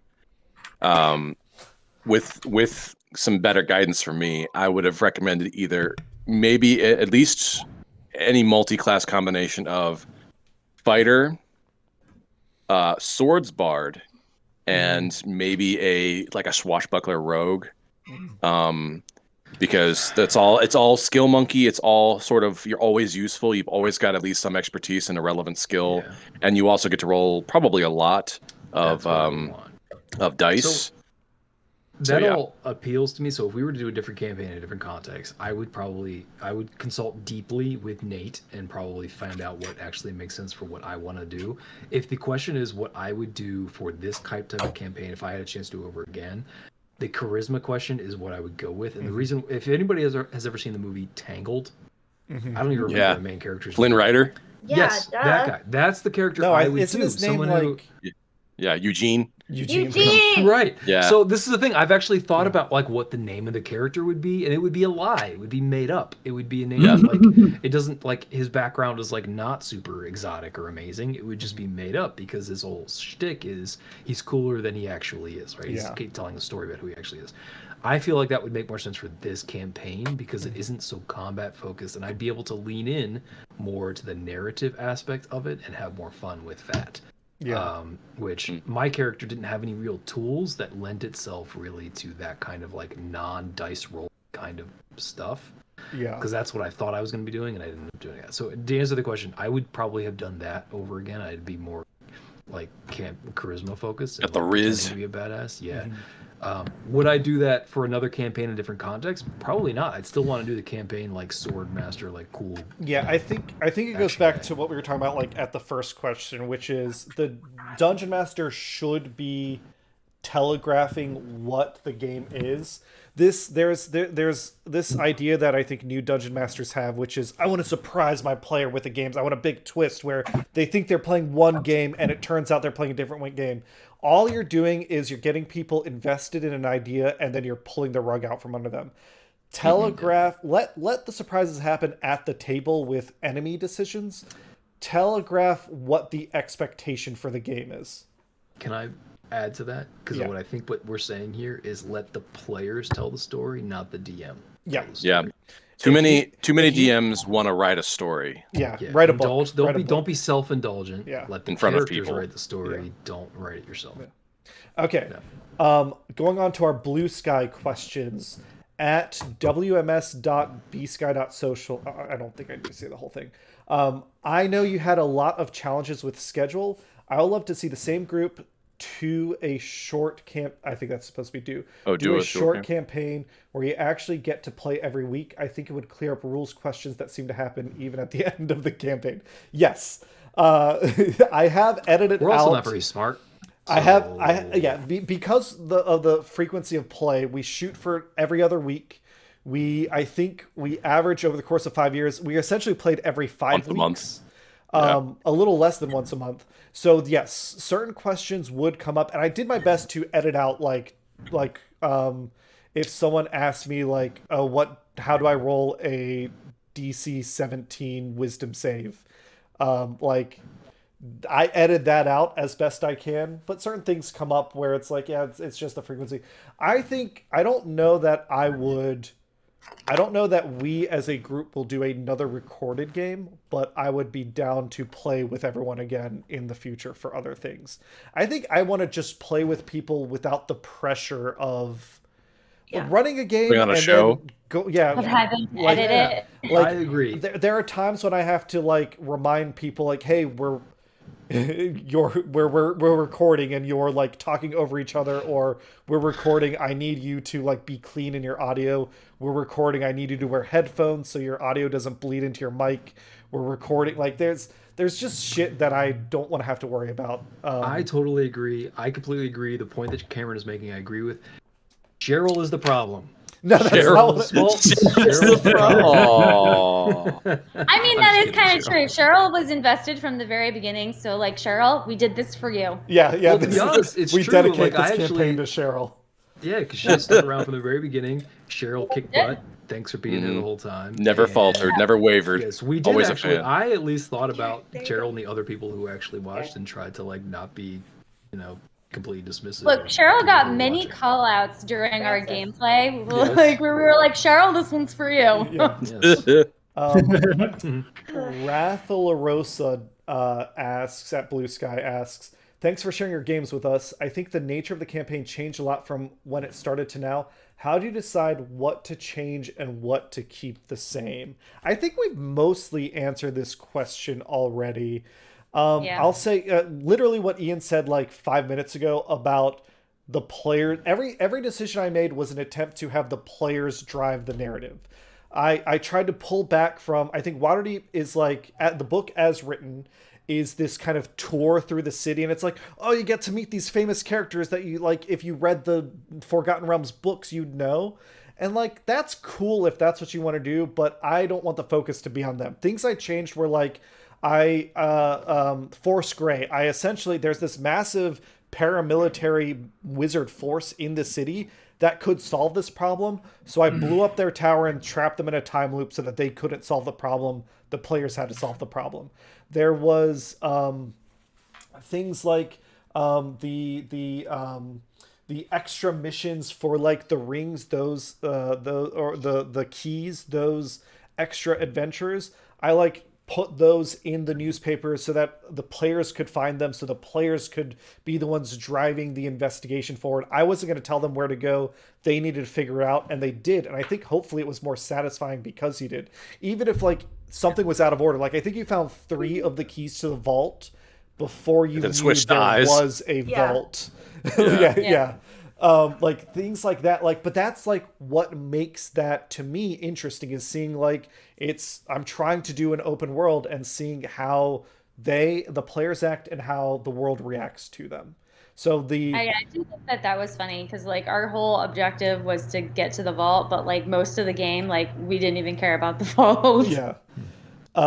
So like it's all about, and that's the other thing. It's putting, I threw a bunch of spaghetti at the wall, and then I judged based on the players' reactions what they latched. Like Ian, pretty quickly I realized he's not that interested in Bregendareth. I didn't try and force that. Like after a while, unless he went to them for information, they were not going to bug him all that much. Or like Cheri really liked Aeodon and her cult thing. I focused on that more than I focused on her. Like, I used like your sparrows as stuff together information, but I didn't really focus on that as a story, that sort of thing. Yeah. So trying to amplify whatever you all reacted to.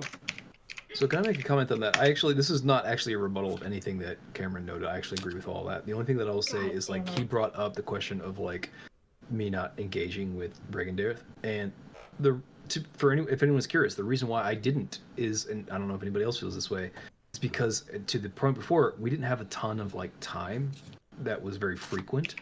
And I personally always felt like we took so much time to do anything in this campaign.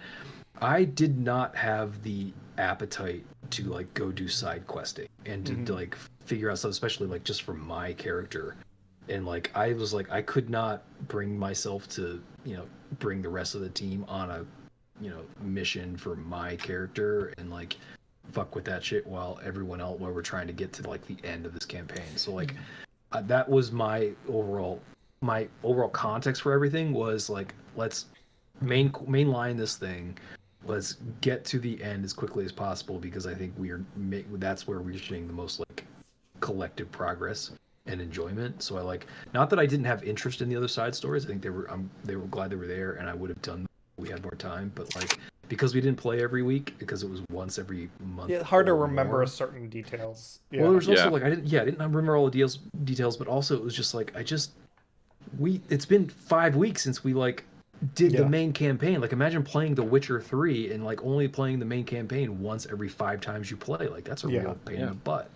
So anyway, to that point, like I think if you watch our episodes, you'll notice that it starts out, it opens up to a bunch of side quests, and then you notice that like as the party focuses on the main quest, I'm pruning side stuff down as they are progressing forward, because it's like that's not where their focus and energy and interest is. So again, being a good DM is like what Nate was saying earlier. I'm not trying to write the story. I'm focusing on the story the players are telling, and I'm just enabling that as much as I can. Yeah. Mm-hmm. Yep.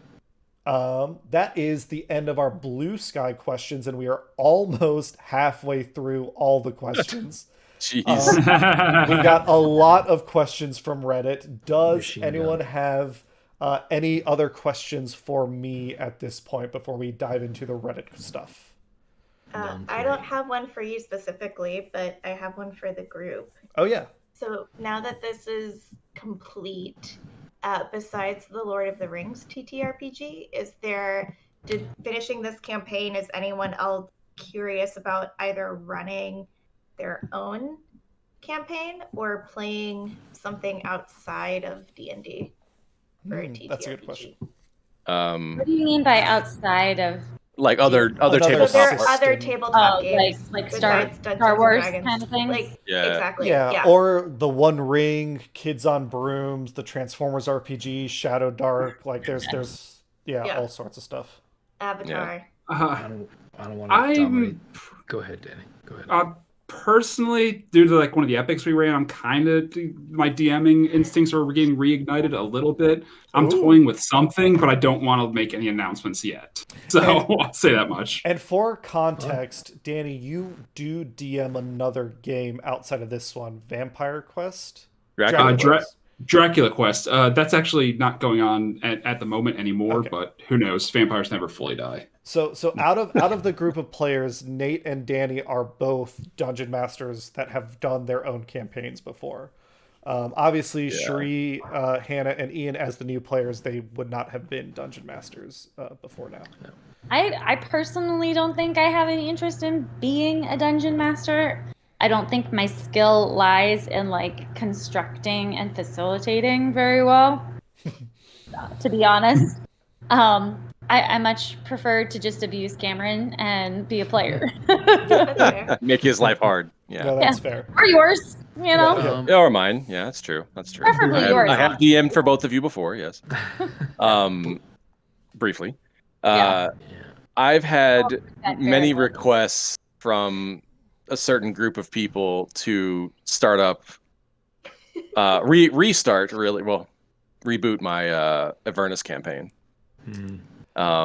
Danny, Like, high just five the back. top left corner of your screen, and I'm going to high five the bottom one. Yeah. Yeah! Yeah, bullying can- works. Yeah. You guys, along with I think it was Craig and I mean Magic Tom's is down, effective. but I think everybody else is like when Avernus though. It was such a fun campaign. It was a COVID casualty, I think. It kind of was, and then also like life happened, moved away, all that kind of stuff. And this then- game, like, there's only so much time. Like, you have a finite amount of time and energy. If like the nice thing is with this ending, there is now like 4 hours that have been freed up in every other week for us to do other things with. Pretty much. Yeah. So I can, it's percolating in the back of my brain. I know I now am like caught up on like what the hell were we doing before we stopped. So I think we'll jump back into that sooner rather than later. Cool. Yeah, because I can feel it like in the back of my head, being like, you want to. Yeah. You had ideas, man. You know you want to tear So- across a wasteland in those Yeah. war rigs again. Yeah, So- exactly. And then if not D&D, I've been jonesing for some Lancer. I want to Oh. fight in some mechs, I've been man. talking about that forever. I know. Yeah. It's That's just sort of cool. like anytime I see content being mentioned, I'm like, tell me all about it. There's new books out now. There's new stuff out. So So, not to belabor the point, as far as like DMing, maybe when I retire. So that's a no for now. But if I ever retire and actually don't have to work every like 70 hours a week, then yes, I would probably get down on that. I think I'd actually be a pretty cool DM. I think I would enjoy that. I would agree. DMing's fun. It just work too. Yeah, I It can't doesn't work from being a just don't have player. it. It's a different kind of fun.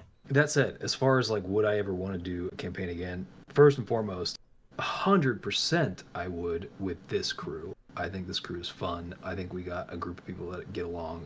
We have a good sort of chemistry. So I would say yes for that. I will also say, if you had asked me this question 3 or 4 years ago, the answer would have been definitively fuck no. Tabletop ever again. Hey, we wore them down. We've had that. Just goes to show sort of the sort of serious 180 degree Journey, turn yeah. I think we've had in the last 3 years. I think we've done much better, and I have had more done better. All the things that we said before, Danny coming on board, showing me how to play better, my character being more fun, Cameron doing more work to help me enjoy it more. All this, again, that goes to my original point, the crew here being very good at facilitating my own enjoyment. So that's a yes for me. We've already talked extensively about how I would be interested in like a Lord of the Rings type of tabletop. I'd be down for that. Frankly, I am a yes for any of this with 2 caveats. One, I don't fucking play a nerfed ranger anymore. That's not to say that I wouldn't actually play a sequel to this campaign. I actually would, because I'd like to see my character out in the open. If like, we doing did a ranger sequel, shit. we would modify it. We would use the 2024 rules. Like, Yeah, that would be Yeah. fun, and I know that this team here would like facilitate that working for me. And second of all, I would be down to play anything with this crew if it wasn't on Sunday fucking nights yeah. every couple of weeks. Because I'm the only person here who's in the industry that never gets any fucking Monday holidays off. So we Yeah. often schedule for like Monday holiday weekends, and I never get those days off. So I am always like, it's always a fucking school night for me every time we record. So if there was any way we could do recordings that weren't on a school night for me, I would be down, and I would be more fun than I already am, which is so much fun. Yeah. So much. For sure. Come I on. guess. What are you drinking tonight, honey? Turning the question back on you, Hannah. Are you Yeah? gonna DM anything anytime soon? Ooh. I don't know. I've genuinely I've been going Teasers. back and forth because I have the time to do it now. Yes. Just gotta So- retire. If you first. do a short campaign, Hannah, I would be willing to be one of your players if you decide you want to dip your toe in. It would be a short campaign. I have one selected. Fun. Cool. I think it's a short campaign, right? Cameron? Dragons of Stormwreck Isle. It Stormwreck is a literal intro adventure, and it's part of the starter box, and it's level 1 to 3, so it's short. Cool. Neat. I do It's a have literal beginner's game. A true beginner's A game. true beginner's game. I do have Max. I've spent time running other games. I've run a lot of systems in the past 2 years. You've done a lot, yeah. I do have. There is a campaign that I'm working on. It is. I think I've shown the book before. Dr. Frolin's Dictionary of Dinosaurs. So it would be a hex crawl, like a West Marches type game. Again, very player driven. Big open wilderness with ruins and forests and caves dotted around it, and everyone plays a park ranger, not like the ranger class, but a park ranger in a big dinosaur preserve, and the quests would all be focused around interacting with dinosaurs, helping out sick ones, rescuing them So from Jurassic poachers. Yeah, but these are not dinosaur clones. These are dinosaurs that just never died out. In the world of Waterdeep, there is a continent called Chult, and dinosaurs have always been there. Which I'll just Somewhere. note for people who are not as nerdy as me, that actually is the original concept of Jurassic Park and Jurassic Park 2: Lost World. If you read those books, that actually is the idea that's happening. It's being explored there. Survival, basically, of extinction. Yeah. Just FYI, go read those.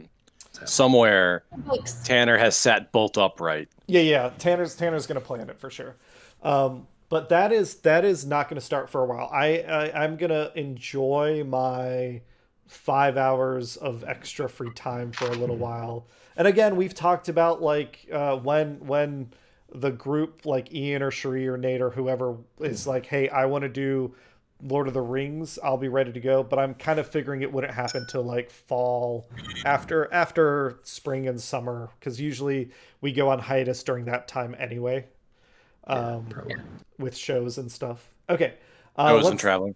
let's dig into these Reddit questions. Sleepwalk Capsules asks, what we do differently with the experience you have now? I think I've answered that already. It's the session 0. Rebo Kesh asks, used a lot of additional resources outside the book. What was your favorite quest that you added onto the adventure? What were the players' favorite adventures? Ooh, that's a good one. I'll let you all go first. What was your favorite like quest from the whole arc? We've talked about encounters, but was there a specific mission that you were like, I guess if Xanathar's guild was people's favorites, that's probably also the mission for his Eye of Galore. Was anyone's not that mission? Yeah, I kind of like Right. time traveling and running into Yeah. young Artor was really That cool. one was pretty The time great. travel was That one very was good. fun. Yeah, I that like the was tournament. that was that Tournament. one. The Bright Sword tournament was Tournament was really good. Yeah. funnily enough. Even though I broke my fucking sword there, or Cameron broke my sword, so fuck Yeah. you forever for that one. But yes. so the resources I used, so for the time travel one, that is called a Wrinkle in the Weave. It's a trilogy of quests. I would not recommend anyone to buy them. I basically had to strip them for parts and rebuild them because they are such a fucking mess, but I think the end result was a lot of fun. They're very badly structured. The Bright Swords tournament was not a module or quest. It was literally a book it's called like NPC Adventuring Parties level 1 to 20. It's just a big list of stat blocks, and I just took them from that, and I That is like so made perfect the for me. tournament Like- out of it. Yeah. Could that yeah, have so not? That's like engineered for me. those are those two. I think everyone else said Xanathar, right? I would say my favorite quest that I added to the adventure was probably the Skyhorn Lighthouse one. That was to get the Cup of Waterdeep Elementals. Again, shout out to I Will Never Stop Sucking Her Dick, the Arcane Library. Brilliant author and game master, and she created the Shadow Dark system since this campaign started, which I've been running and being really satisfied with. She just knows how to write a module. She is my how I want to, if I ever wrote a module, aspirationally I would write it the way she structures modules, because it's written like a technical manual, and it's written so that the only thing you need to have in front of you don't need to flip between pages. Everything you need in front of you is on the page you're looking at, and that's awesome. Just a hand of being deeply suspicious, realizing really this well is an written. actual It's okay. human being you're talking her name's Kelsey Dion. She is I'd say somewhere between an acquaintance Run and a away, friend. Kelsey! Run away! Run for your life. She's happily married. Yeah. So that is what my favorite would be. Shout out to Blue Alley too. Ooh, That was Blue a lot Alley of was fun, good. too. I liked Blue Alley a lot. Blue Alley, you can get that on the DM's Guild. I don't remember who the author for Blue Alley is, but that was a really good one. Yeah, a lot of those, like, essentially Helen had a very Zelda dungeon crawl feel to it. Yeah, that a lot of was magic, too. that was I'd say the closest I'd consider any part of this campaign to be a traditional D&D dungeon. Like that was that was the closest. Basically, all the keys were their own quests that I added on. The way the book is written, it's just like, here's a table of random shit. It's like the 8 pieces of 8 in Pirates of the Caribbean, where it's just the pieces of random shit they had lying around. Those are what the keys are in the book, and I thought that was fucking stupid. So I made them all magical artifacts. The one that Fen got, the Bright Sword, that was actually an adventure from another book, The Keys to the Golden Vault. I basically took the heist from that was appropriate to your level and stole that adventure. and then stole the sword. I really liked that aspect, that like the way that you DM'd this campaign was unique in that way, as opposed to the traditional way. It was very cool. Yeah, I'm glad you enjoyed it. Rebo Kesh asks, do you or your players have session summaries, journal entries? I'm sure people would love to read them. I could share my notes. I've shared them to the other GMs and to the players. I can post those. I don't know if anyone else has notes you want to share. I never take notes. I'm really I bad. took notes, but they weren't interesting. They were like, what did we Names do? and And places. like, Yeah. just so that like when we got into campaigns, since we did play so infrequently, I could remember what happened instead of being like, Cameron, I remember like this, something like kind of like this happened. Like, can you remind me exactly what that was? Yeah, So- I was bad, and did that I a would lot just at ask first. Cameron for the recap. Yeah, I don't have notes. If I had to do it over again, that's one thing I would change. I would take more notes. And this is a casualty again of it being school nights every night. And my notes at the time, more than once, many times, you could probably find me actually taking notes about things that occur to me that I have to do for work the next day. That would be for the things that we were doing in that campaign. So I would probably try to correct that going forward. But I don't think I didn't write anything like cool, like diary. What I like will that. share in post is I did make, this was a fun little prop I did. It was for me more than the party, even though I did put clues in there. I did the front page of the Waterdeep Wazoo newspaper for every day of the campaign. And it usually was a nod to some mayhem the party caused the previous day, but sometimes there would be a clue about a location or something that was important in there. I can share those. I think that is something That'd be that I fun. would Definitely share those. advise. Those are really cool. Yeah, You should. Those are cool. If you have a free, like GIMP is a free photo editor.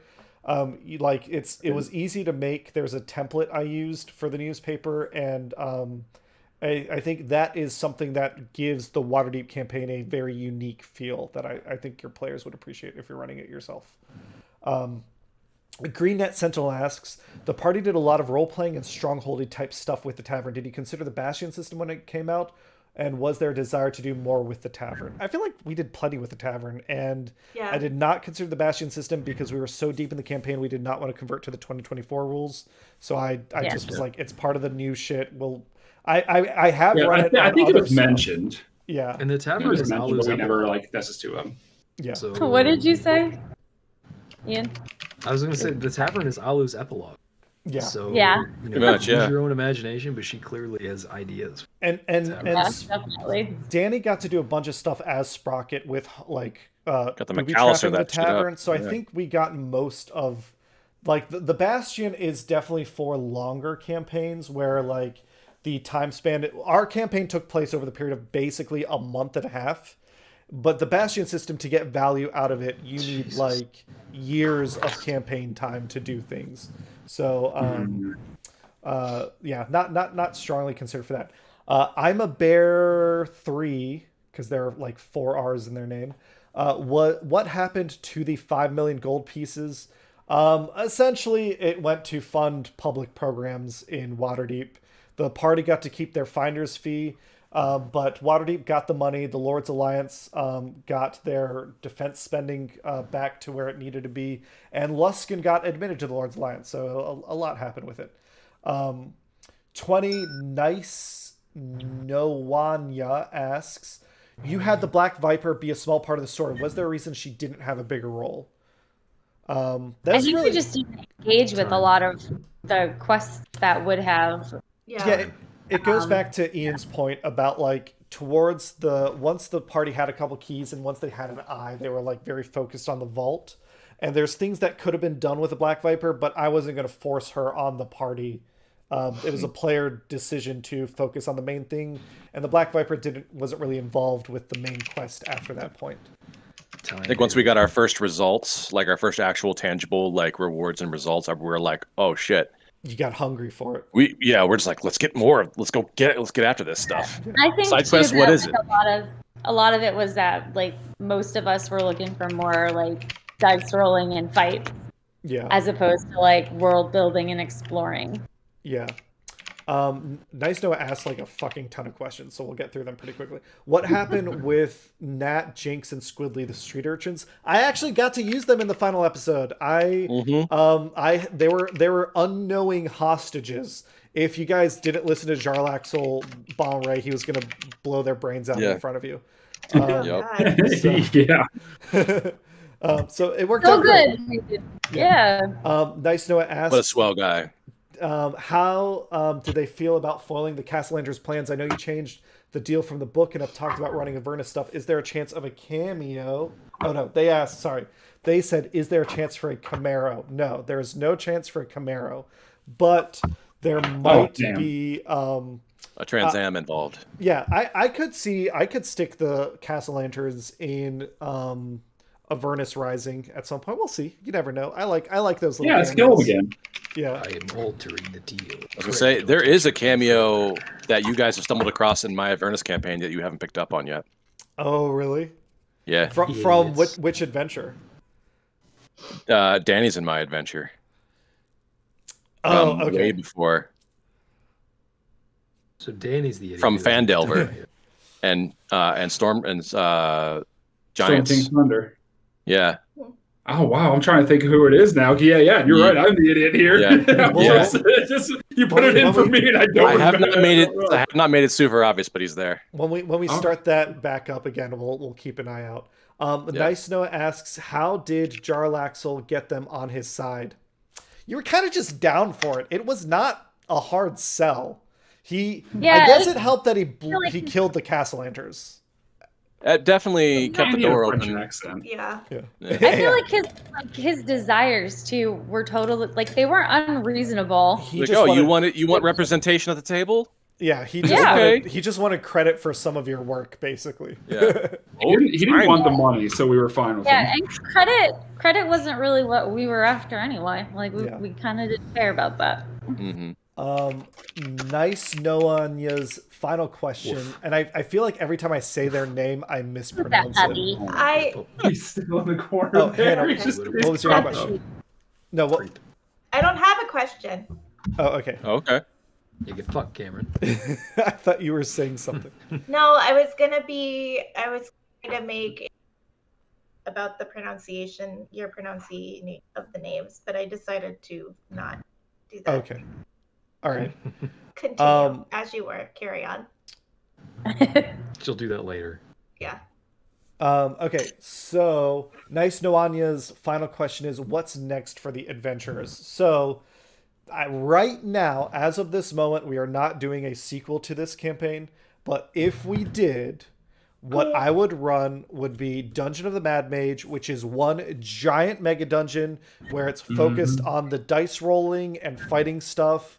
And it would, because Fen gets what he wants. a big thing that, if Fen gets what he wants, Aeodon would have more time, like Alu would have more time to do stuff with Aeodon.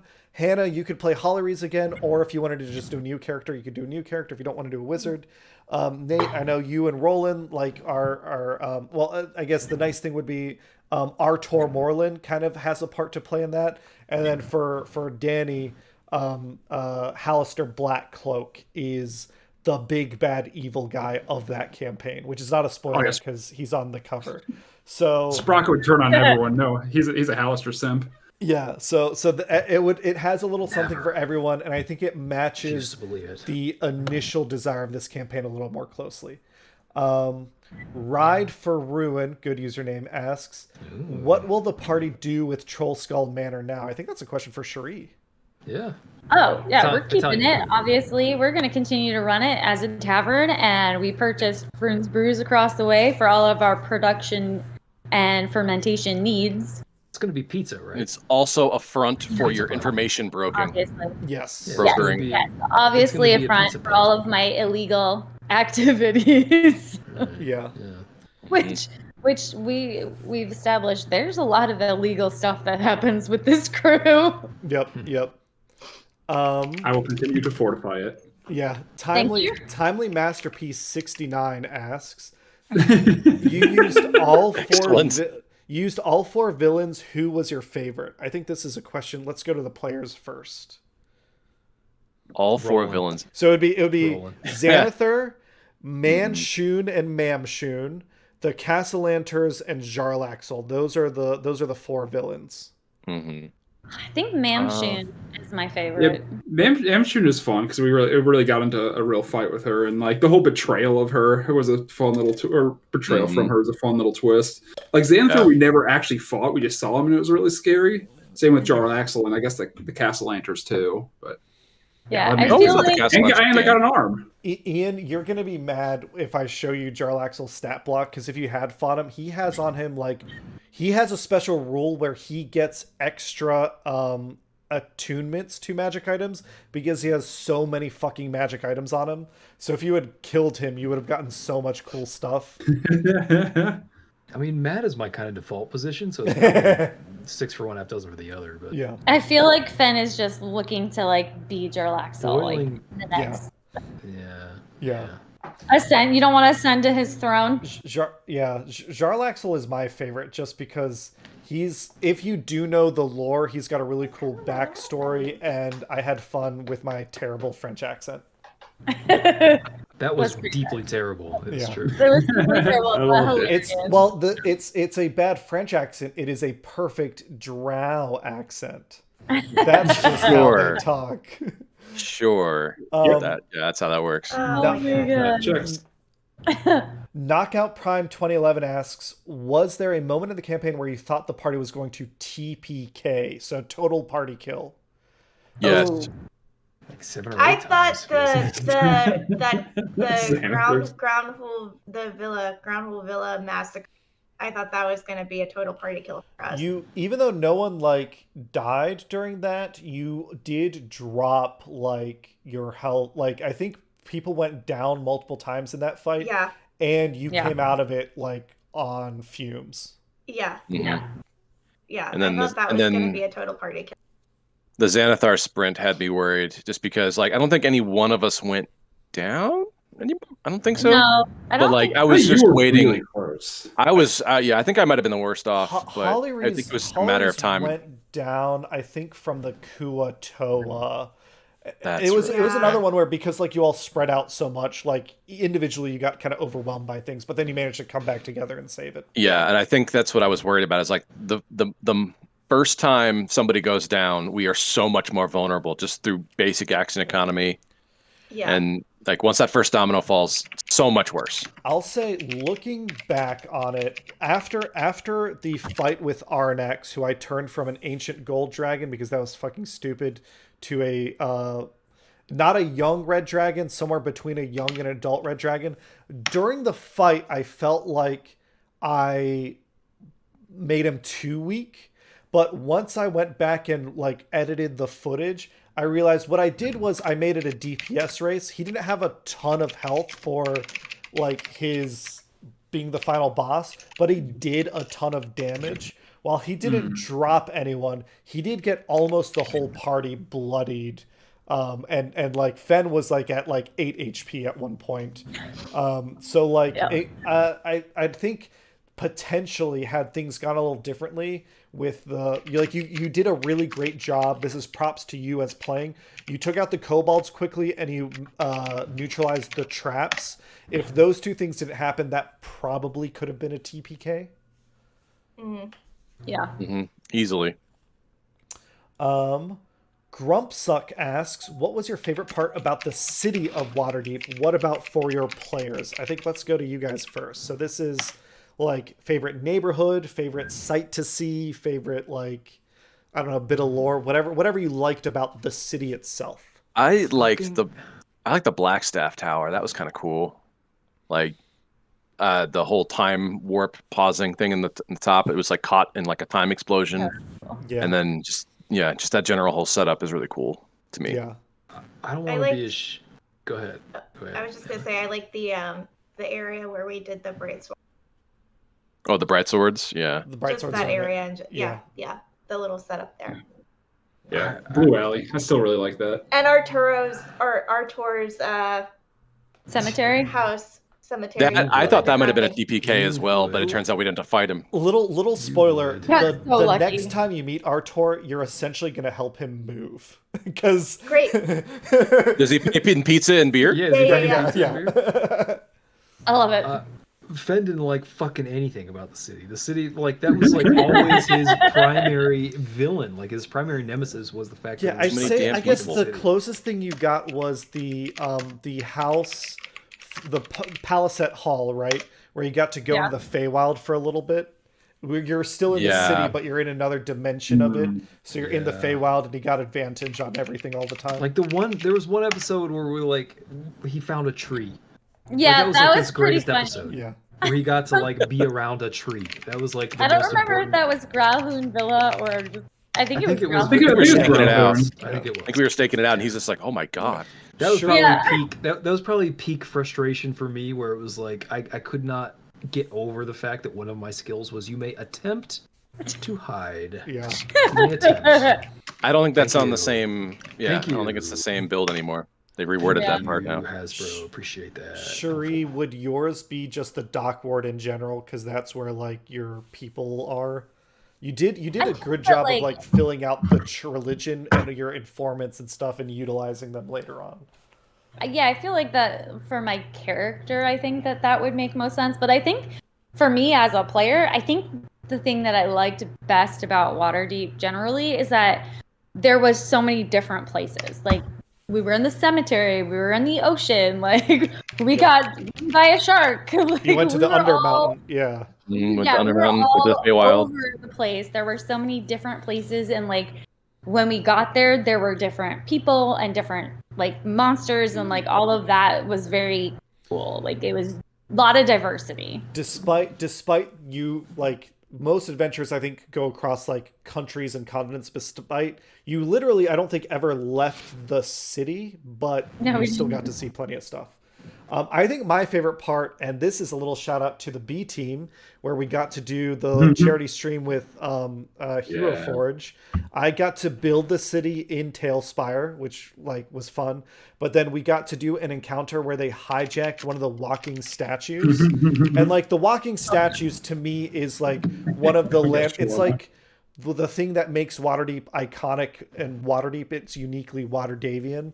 The walking statues as locations are individually really interesting, and just there's a lot of fun lore behind them. Yeah, I like the walking statues too. Yeah.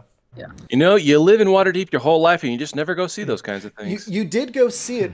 You went to see it when just you so met touristy, when you met the Black Viper so after you got the evidence from the Castellanters being devil worshippers. You went and met her at the, I forget what it's called. I think the Crying God statue. The one. Yeah, I think that's right. Sounds familiar. Draki asks, any tips for running chapter 2? Yeah, so chapter 2 is super open-ended. I'm going to make this quick because this is a DM question where I want to get through these. But essentially, everything we said at the beginning, like do a session 0, make sure, here's my advice. If you were to run this campaign, a requirement for every character, they need to be a Waterdavian native. They need to be born in the city and live in the city. And 2, they need to join one of the factions. I think Sprocket joining the Silver Gauntlet helps tie him into the campaign immediately. It just gives you an immediate hook. If you start out on that foot, everything else gets easier, because then it's like, what do I do for chapter 2? Well, run faction quests, that kind of thing. It makes things This is easier. such a meta commentary on how much Cameron hated Fen. No.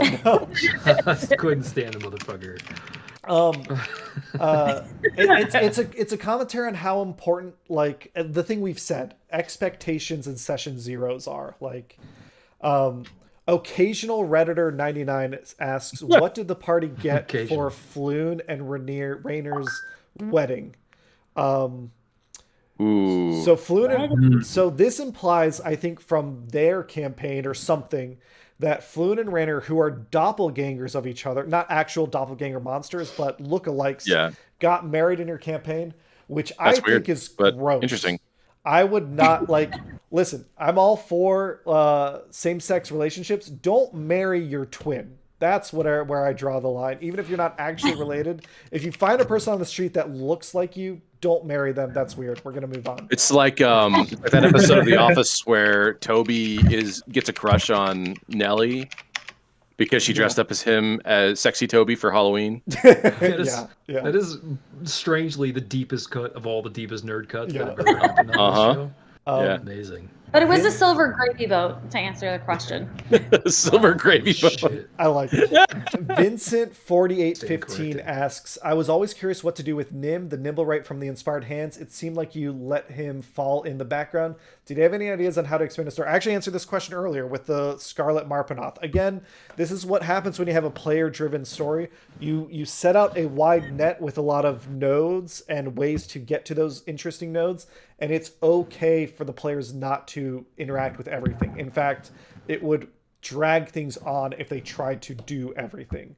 Some advice for that previous question then. Yeah. Just be comfortable with, like, you cast a wide net and you find the gold nuggets and focus on those. I think in a non-recorded campaign, I think it's a real life phenomenon where, like, you forget the threads that you don't pull on, and that's how when you look back on a campaign, you remember, oh, this shit was so cool, how this led into this, led into this. What you don't know is the DM was like, here's 20 things, and they picked these 3, and then that's what you focus on, and that's great. Or you like alter the ones that they didn't catch, rework them, and then reintroduce them as something slightly different. Yeah. And see if they I do take think them. that for the person who's asking that question too, just like, to your point, like, there's lots of ways to get there. But having sessions like this one that we're having now, like, if you're a DM and you're like frustrated with the fact that you were really excited about something that your players didn't engage with, having the session and be like, hey, I just want to share this really cool thing. Like, you guys didn't pick up on it, but it was really cool to me. And it's very cool for us to hear when Cameron's like, yeah, you didn't know this, but, like, here's the information that I was thinking in my head. We didn't explore it because you guys didn't engage with it, but, like, it's cool for us to hear about. We enjoy it. Yeah. Max the Man 36 asks, congratulations, man. Any big regrets? Would you have preferred to have done it in less time? No big regrets. Absolutely. If we had actually played every other week, we would have gotten it done in 2 years. That would have been awesome. But I mean, not how real life. Such as life. Yeah. Mr. Crispy Fried Chicken asks, you use the factions a lot in the campaign. Do the players find the factions interesting and add much to expanding campaign? I'll answer. That's a good question. Yeah. For me, yes. But again, this goes back to what I noted before. Like, if we had more time, if we had played every week, if I felt like I was not taking other people's interests, and I could if I was playing a solo campaign, absolutely I would have availed myself of all of that. But because it was a multiplayer video game that we were playing here, I did not feel the latitude to just sort of hey guys, because if you could every time we do an episode, Cameron comes, not every time, but oftentimes it's, hey, what do you guys want to do this time? And it's I don't ever want to be the guy that says, hey, let's do my side quest that other people aren't particularly interested in or may not have anything to do with. That's the last thing that I'm gonna do.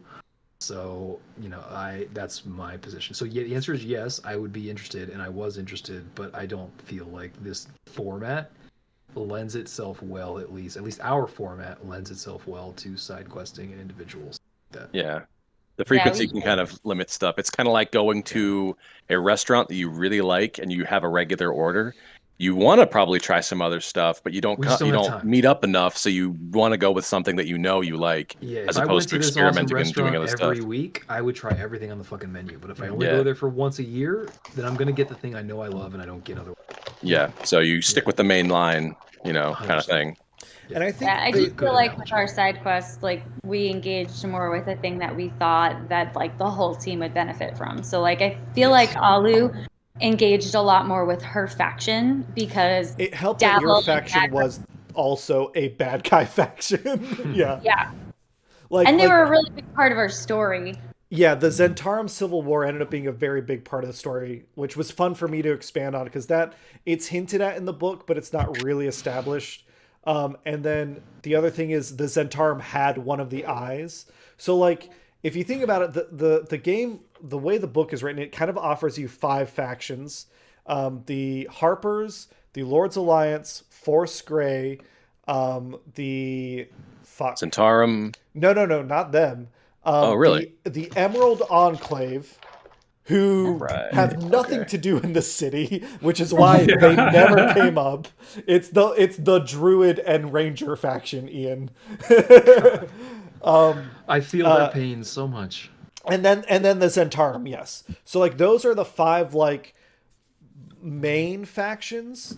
And then the other factions would be the Xanathar's Guild, the Castellanters, and Bregan Dareth. So there's really 8 factions. You can't, I think even if we weren't recording, you can't fit all that. It's just too much. So we did I basically had every faction at the beginning when I started DMing approach every player to be each faction approached a player to recruit them, and whoever bit into the hook got pulled along, and whoever didn't bite, they still interact with the faction every now and then, but it wasn't a driving force.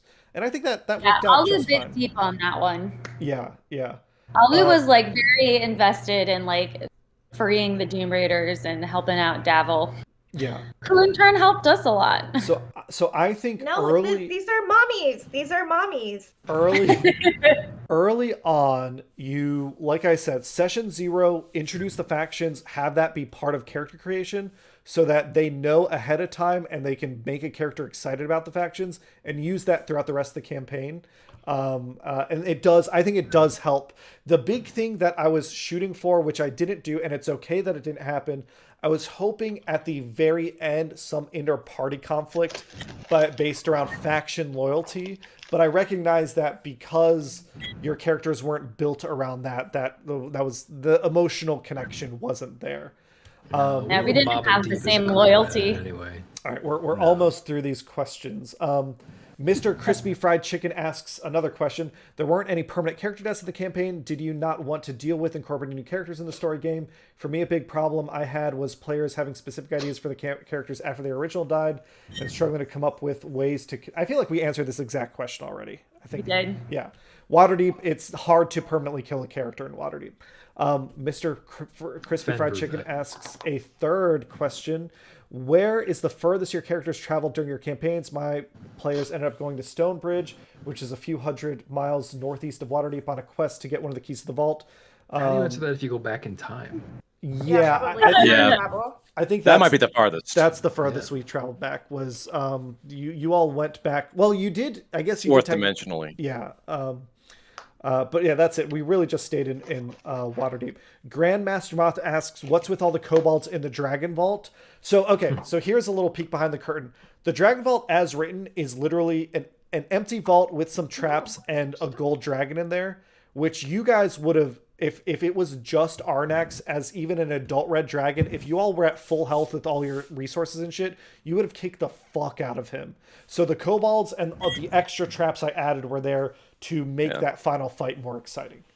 Let's mention it makes sense. Like kobolds they worship dragons like gods. For anybody who isn't lore savvy, it makes sense that they have kobold servants. And why wouldn't a dragon keep an entourage to cater to their whims while they're I personally in retreat? Because that was a very FromSoft kind of design of having like worshippers like on the way to the boss. Like that brought to mind like Bloodborne and like Orphan of Kos. I know nobody here gets that, but like for me that was very authentic.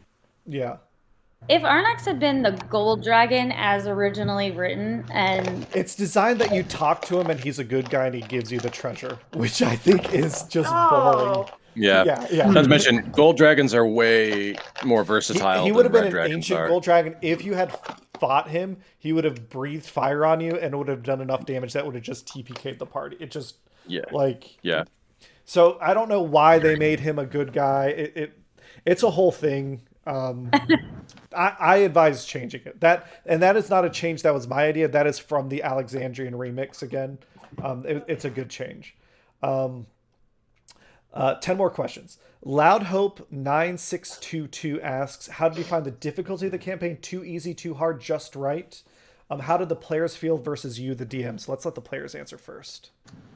I feel like it swung wildly depending. Like I think at first, at least personally, I felt super underpowered, and part of that is just ranger design and not understanding how best to play a ranger. She was very squishy, but I think as a party, I think we kind of went back and forth. Like sometimes Cameron would be like, "I thought this was going to be easy," and we were like, "Well, we didn't feel like it was easy." And sometimes you'd be like, I made that wicked hard," and we were like, "Well, we're awesome, apparently." It can come down to the dice sometimes. Like I think there's in more than one session where none of us could roll above a 10 to save our lives, and even if it wasn't hard, we just didn't have the math to back us up here. Yeah, I agree with Cheri. It did bounce around a little bit, although I think that's probably par for the course. I personally like the harder encounters where it's same. If for no other reason, there's lots of reasons why, but for no other reason than because it finally brought everyone else down to my level. So I dug that, but I always like. I got to the point with my character where I was just sort of like, if he dies, he dies. Like I'm sort of like I'm chaos. Do it in a Russian accent though. He dies. If it dies, it dies. He's like a piece of scrap iron. He's like a scrap iron. And this goes back to the remix structure because it's not linear and you could tackle the eyes and the keys in any order. They all kind of had to be at similar levels. So like the first quest you did, like Xanathar was super hard because after Xanathar you got to level up and it made the next thing one level easier essentially. So I think that's a big reason, like the fluctuations in it all kind of had the similar difficulty level because you had to be able to tackle it in any order. But the roll of the dice and the order you tackle things in it's a little Mega Man-y. It made some things easier and some things harder for sure. Mm-hmm. I think it felt, at the end of the day, it felt just right. We had some player character deaths. Nothing was permanent because it's Waterdeep. I think it worked out just fine. Yeah, balanced out. Raffle Rosa on Reddit this time asks, "More in regards to the new players, how did D&D match up to your expectations? Would you be interested in playing again?" I feel like we answered this one already, but does anyone have anything you want to expand on that? Yeah, I definitely, I mentioned before, for the first 3 years probably I was super out on D&D. I think that was reversed in the last 3 years. I definitely, especially the crew here, I think you guys like stepped up and made it nicer for me on purpose. So thank you for that. And be with a crew that will willing to do that, and I think see you through. So that was great for me. The answer to that question for me is yes, I would absolutely play again. I think I would know going into it, have more context and know how to build a character for the context of the campaign that we were doing better. I blame Nate for most of that, so fuck you very much. That's fair. But otherwise, yes, I absolutely would play again, and I would be better at it this time. I hope. Awesome. Yeah. Ratharosa's second question is, for the experienced players, how did this adventure compare to other campaigns? So that one's more Danny and Nate.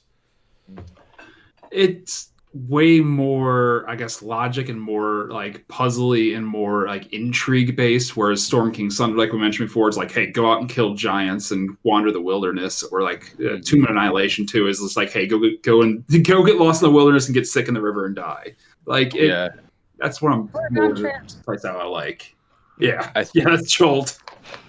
I think, Danny, you and I kind of had opposite philosophies on our character creation for this campaign.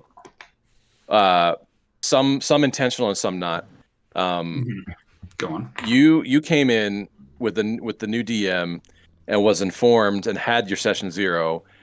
I didn't, and I didn't really know. Hadn't really looked into this.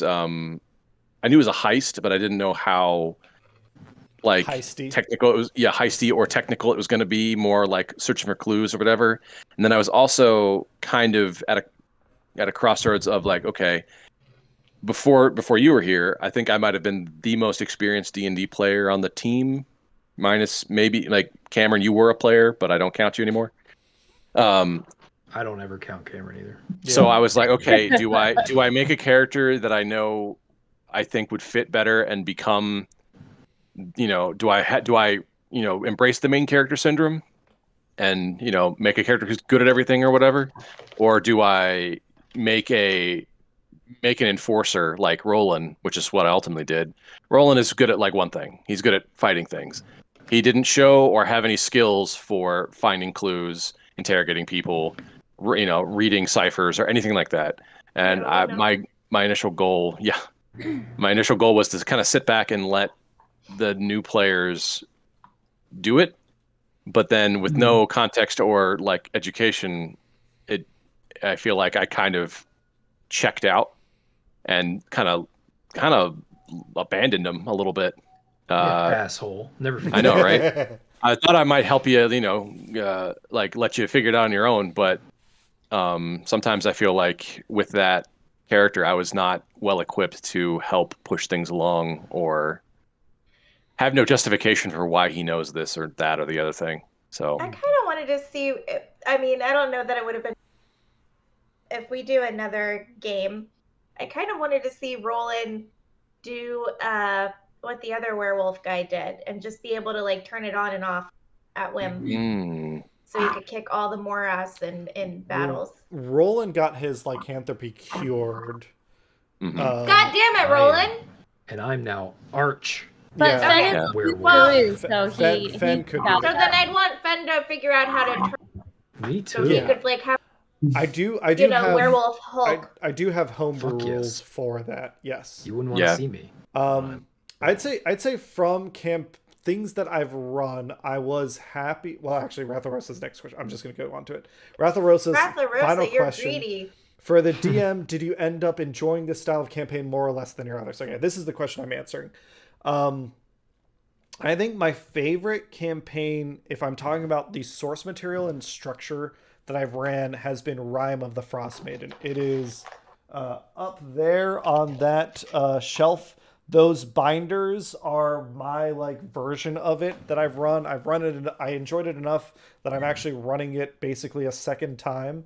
But I'm really glad I ran this because it's so different from everything else. Every campaign I've done, I've tried to do something different and unique to keep me interested in. I ended up enjoying. I recognize it could have been a smoother experience, but it was still a very satisfying and fun one. And it was really fun to see Ian, Cheri, and Hannah like grow as players. And once they got into the game and stuff, that was really satisfying. So yeah, I did enjoy it. But if I was like recommending, okay, what do you want to run as a campaign? I would pick Rime of the Frost Maiden if you're an experienced dungeon master.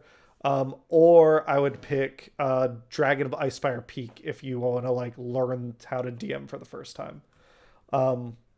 Moist Opportunity. So not this one. This one sucked. Not a starter campaign. Yeah.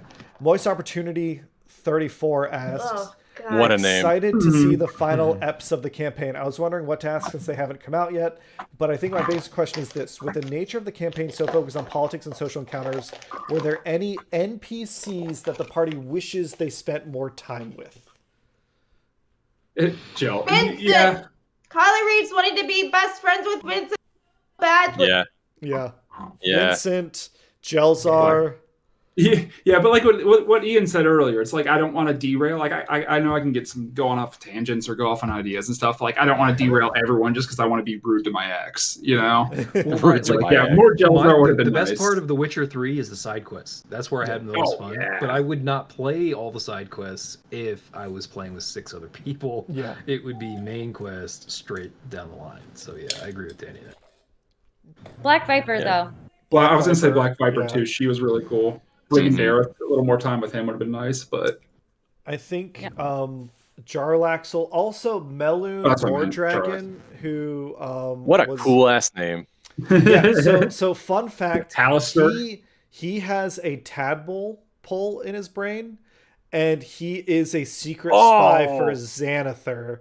So a lot of the information that Xanathar was able to get when he sent like guys out to hit you, it's because Melun War Dragon was unknowingly passing him on information.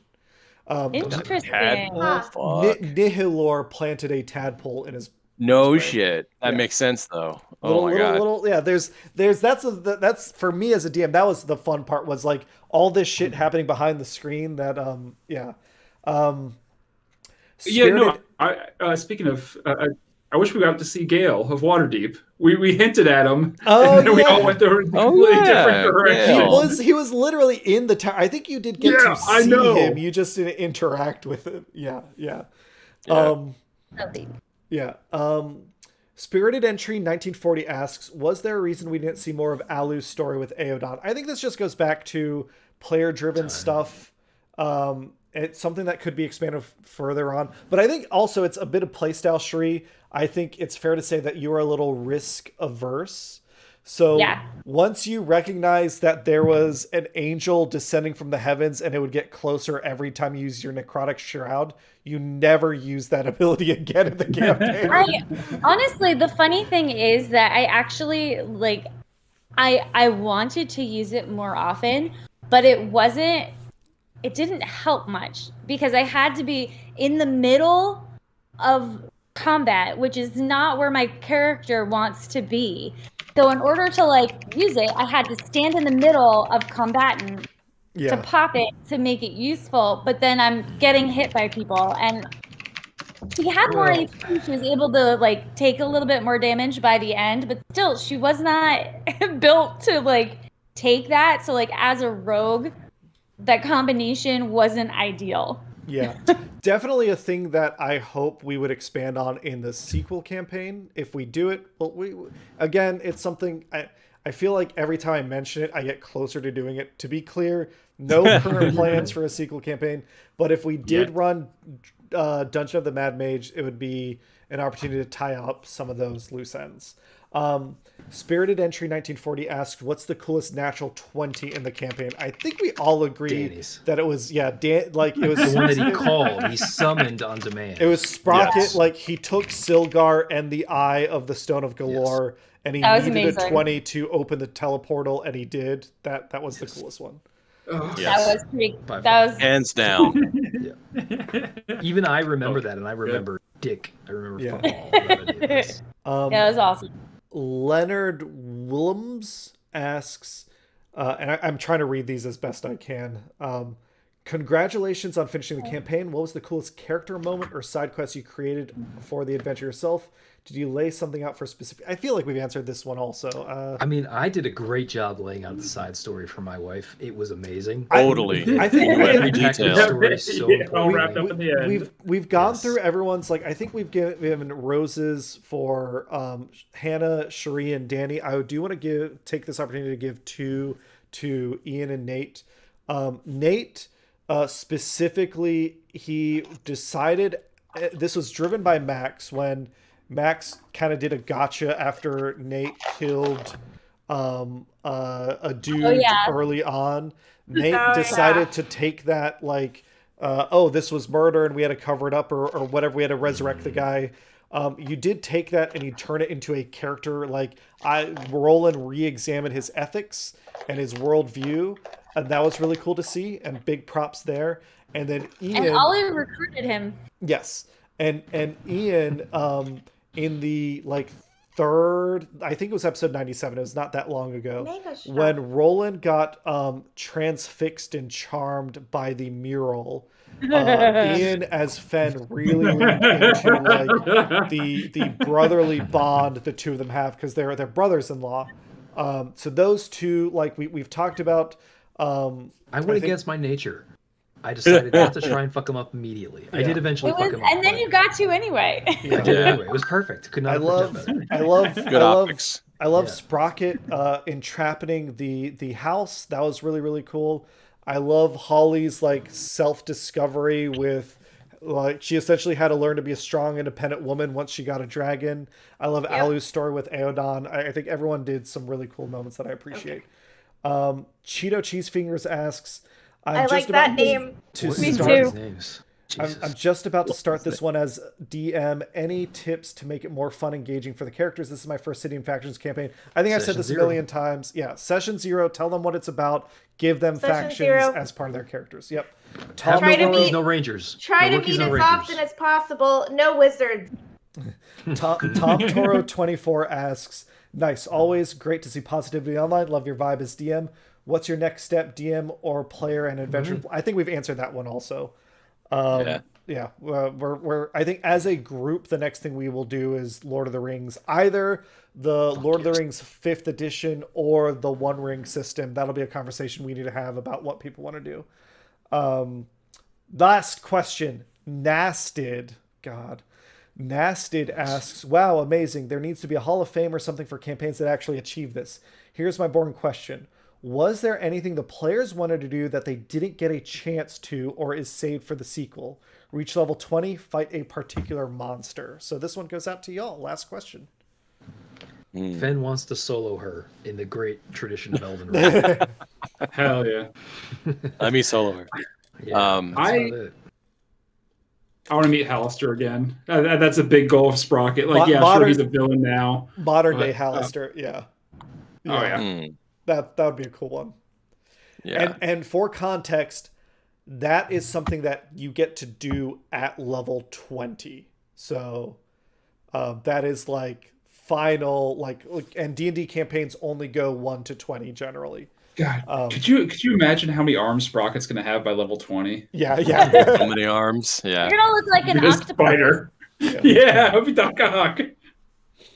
Yeah, I think long term, I think Roland might do a independent mercenary band. Oh yeah, I dig it. Now that he's we're learning here that the ultimate goal here is for having 6 new sessions, each solo character missions. That's what that could be interesting. Moral of the story: get everyone else out of our fucking stories. We want our own stories. It's our story. Yeah, all side quests. Holly Reese wants to become a Lord of Waterdeep. Of course. Cool. I love it. You do She's know. I think she could do I'd it. vote for you. I think she could do it. For you. You do. No, you don't vote for the lords. You vote for the open Lord of Waterdeep. You don't vote for the masked lords. We need a revolution. Then we know what the real problem is. She wants to be a masked lord. The open Lord of Waterdeep. You got too much of a target on for your back. democracy. She's not ready for that, and she has a dragon to take care of. So a masked. Well, Ollie is a Lord of Waterdeep now. Remember that was the. So she also wants to. She wants to be a masked lord too. Yeah. So she can join her boy, her son. If he lets you. Dragons are not ones to share power. I think, unless does anyone have anything else? Yeah. I think Alu definitely wants to continue to leverage Aeodon, and I don't know if it's ever possible, but it would be really nice if the Necrotic Shroud got a little bit more range. We'll have to see what. You know, when she pops her necrotic shroud, she's wearing her boots that fly, so she's like up in the air, black eyes, gross wings, freaking rat baby skeleton. She's chilling and she's terrifying, but like you can't, like, it doesn't really work with the I actual think way that the characters, like, you know, the book is written. some of the ASMR stuff works differently now because that was an action for you to do, and now it's a bonus action. Yeah, I'm pretty we sure. can take a look and see how that So, works I do differently. feel like Yeah, if bonus we ever- action makes it a little bit more convenient, because that was one of the things that I like struggled with, is that like I pretty much only ever got one action because most of my stuff was actions, not bonus actions. So it was very, very challenging. I'd be like, well, I guess that one guy threw a dagger. Yeah. Like, that's it. That's all I got. Even though my daggers, I could do action, bonus action. But like, it was like, well, basically one thing, and that was pretty much it. Yeah, I think for me, I don't know how I'm going to use Ollie in the future, but that is something that is canon to my DM universe now, that Fuck Waterdeep has a That's an adult blue dragon as a masked lord, and that'll Cut to Nate just so ripple mad. out into the future. What's I'm so happy about it. It's like having Christian Bale's character from American Psycho be at least on the city council. Yeah. Yeah. It's like, if oh, that's anything- great. If And anything, it's just real world play. I was gonna say it hits too a real. little too real. Yeah. It hits a little too real. The difference is Ollie is smart enough to play the long game. Blue dragons are like the smartest dragon breed. They are the most they're tactical. like Yeah. he's right where he belongs because he's Machiavellian. He recognizes that if Waterdeep is his domain, he doesn't need to like burn it to the ground. He needs to tax people, and he needs to expand his power. Yeah. It's like you're gonna have to True. get Max the cam. He needs to DM that cut campaign. programs, and he needs to Nate is defund never gonna education. play with us No, this is again. fantasy. Don't Don't take us down there. Nate'll never play with us again. I do want to show one more time the awesome fan art and shout out Kepun Bake. Again, we've had two other artists do, like, we commissioned art for the characters, but Kepun Bake, we appreciate this. And I think, did anyone have any final questions or thoughts or anything that you wanted to share? I don't have any questions. Just thanks specifically to Cameron for stepping in and rescuing this early on. And Yeah, making thanks for running this last. Not an easy task by any means. We covered all that. And then thanks to all the team for, again, I'll just say to the internet for all your questions about, like, what would you recommend going forward?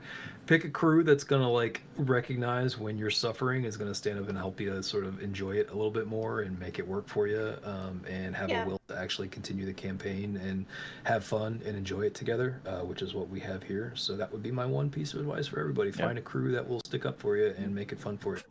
But also not afraid to give you a little shit. Not We love you. afraid, especially from Holly, not afraid to kill you multiple times. And that too. Make a point. Shoot Yeah. you right in the face. Yeah, of course. Yeah, crew is everything in D&D. Yeah. Mhm. Never. The final piece of advice: don't ever, no matter what you do, don't ever Don't be a split ranger. up. Don't. Oh, I Split thought you Yeah, said don't don't split play the right. Don't split up. Don't Don't split split the up. party. Split Don't up. split up. Xanathar's awesome. This Xanathar's thing is Always awesome. stick together. When you split up, you will die. Ugh. And also, don't be a Counterpoint. ranger. Always split Don't up. be a ranger. Or a wizard. For a second, I thought you were going to do the Michael Scott line of, for any reason, don't do anything to anyone, anytime, or any age, for any reason.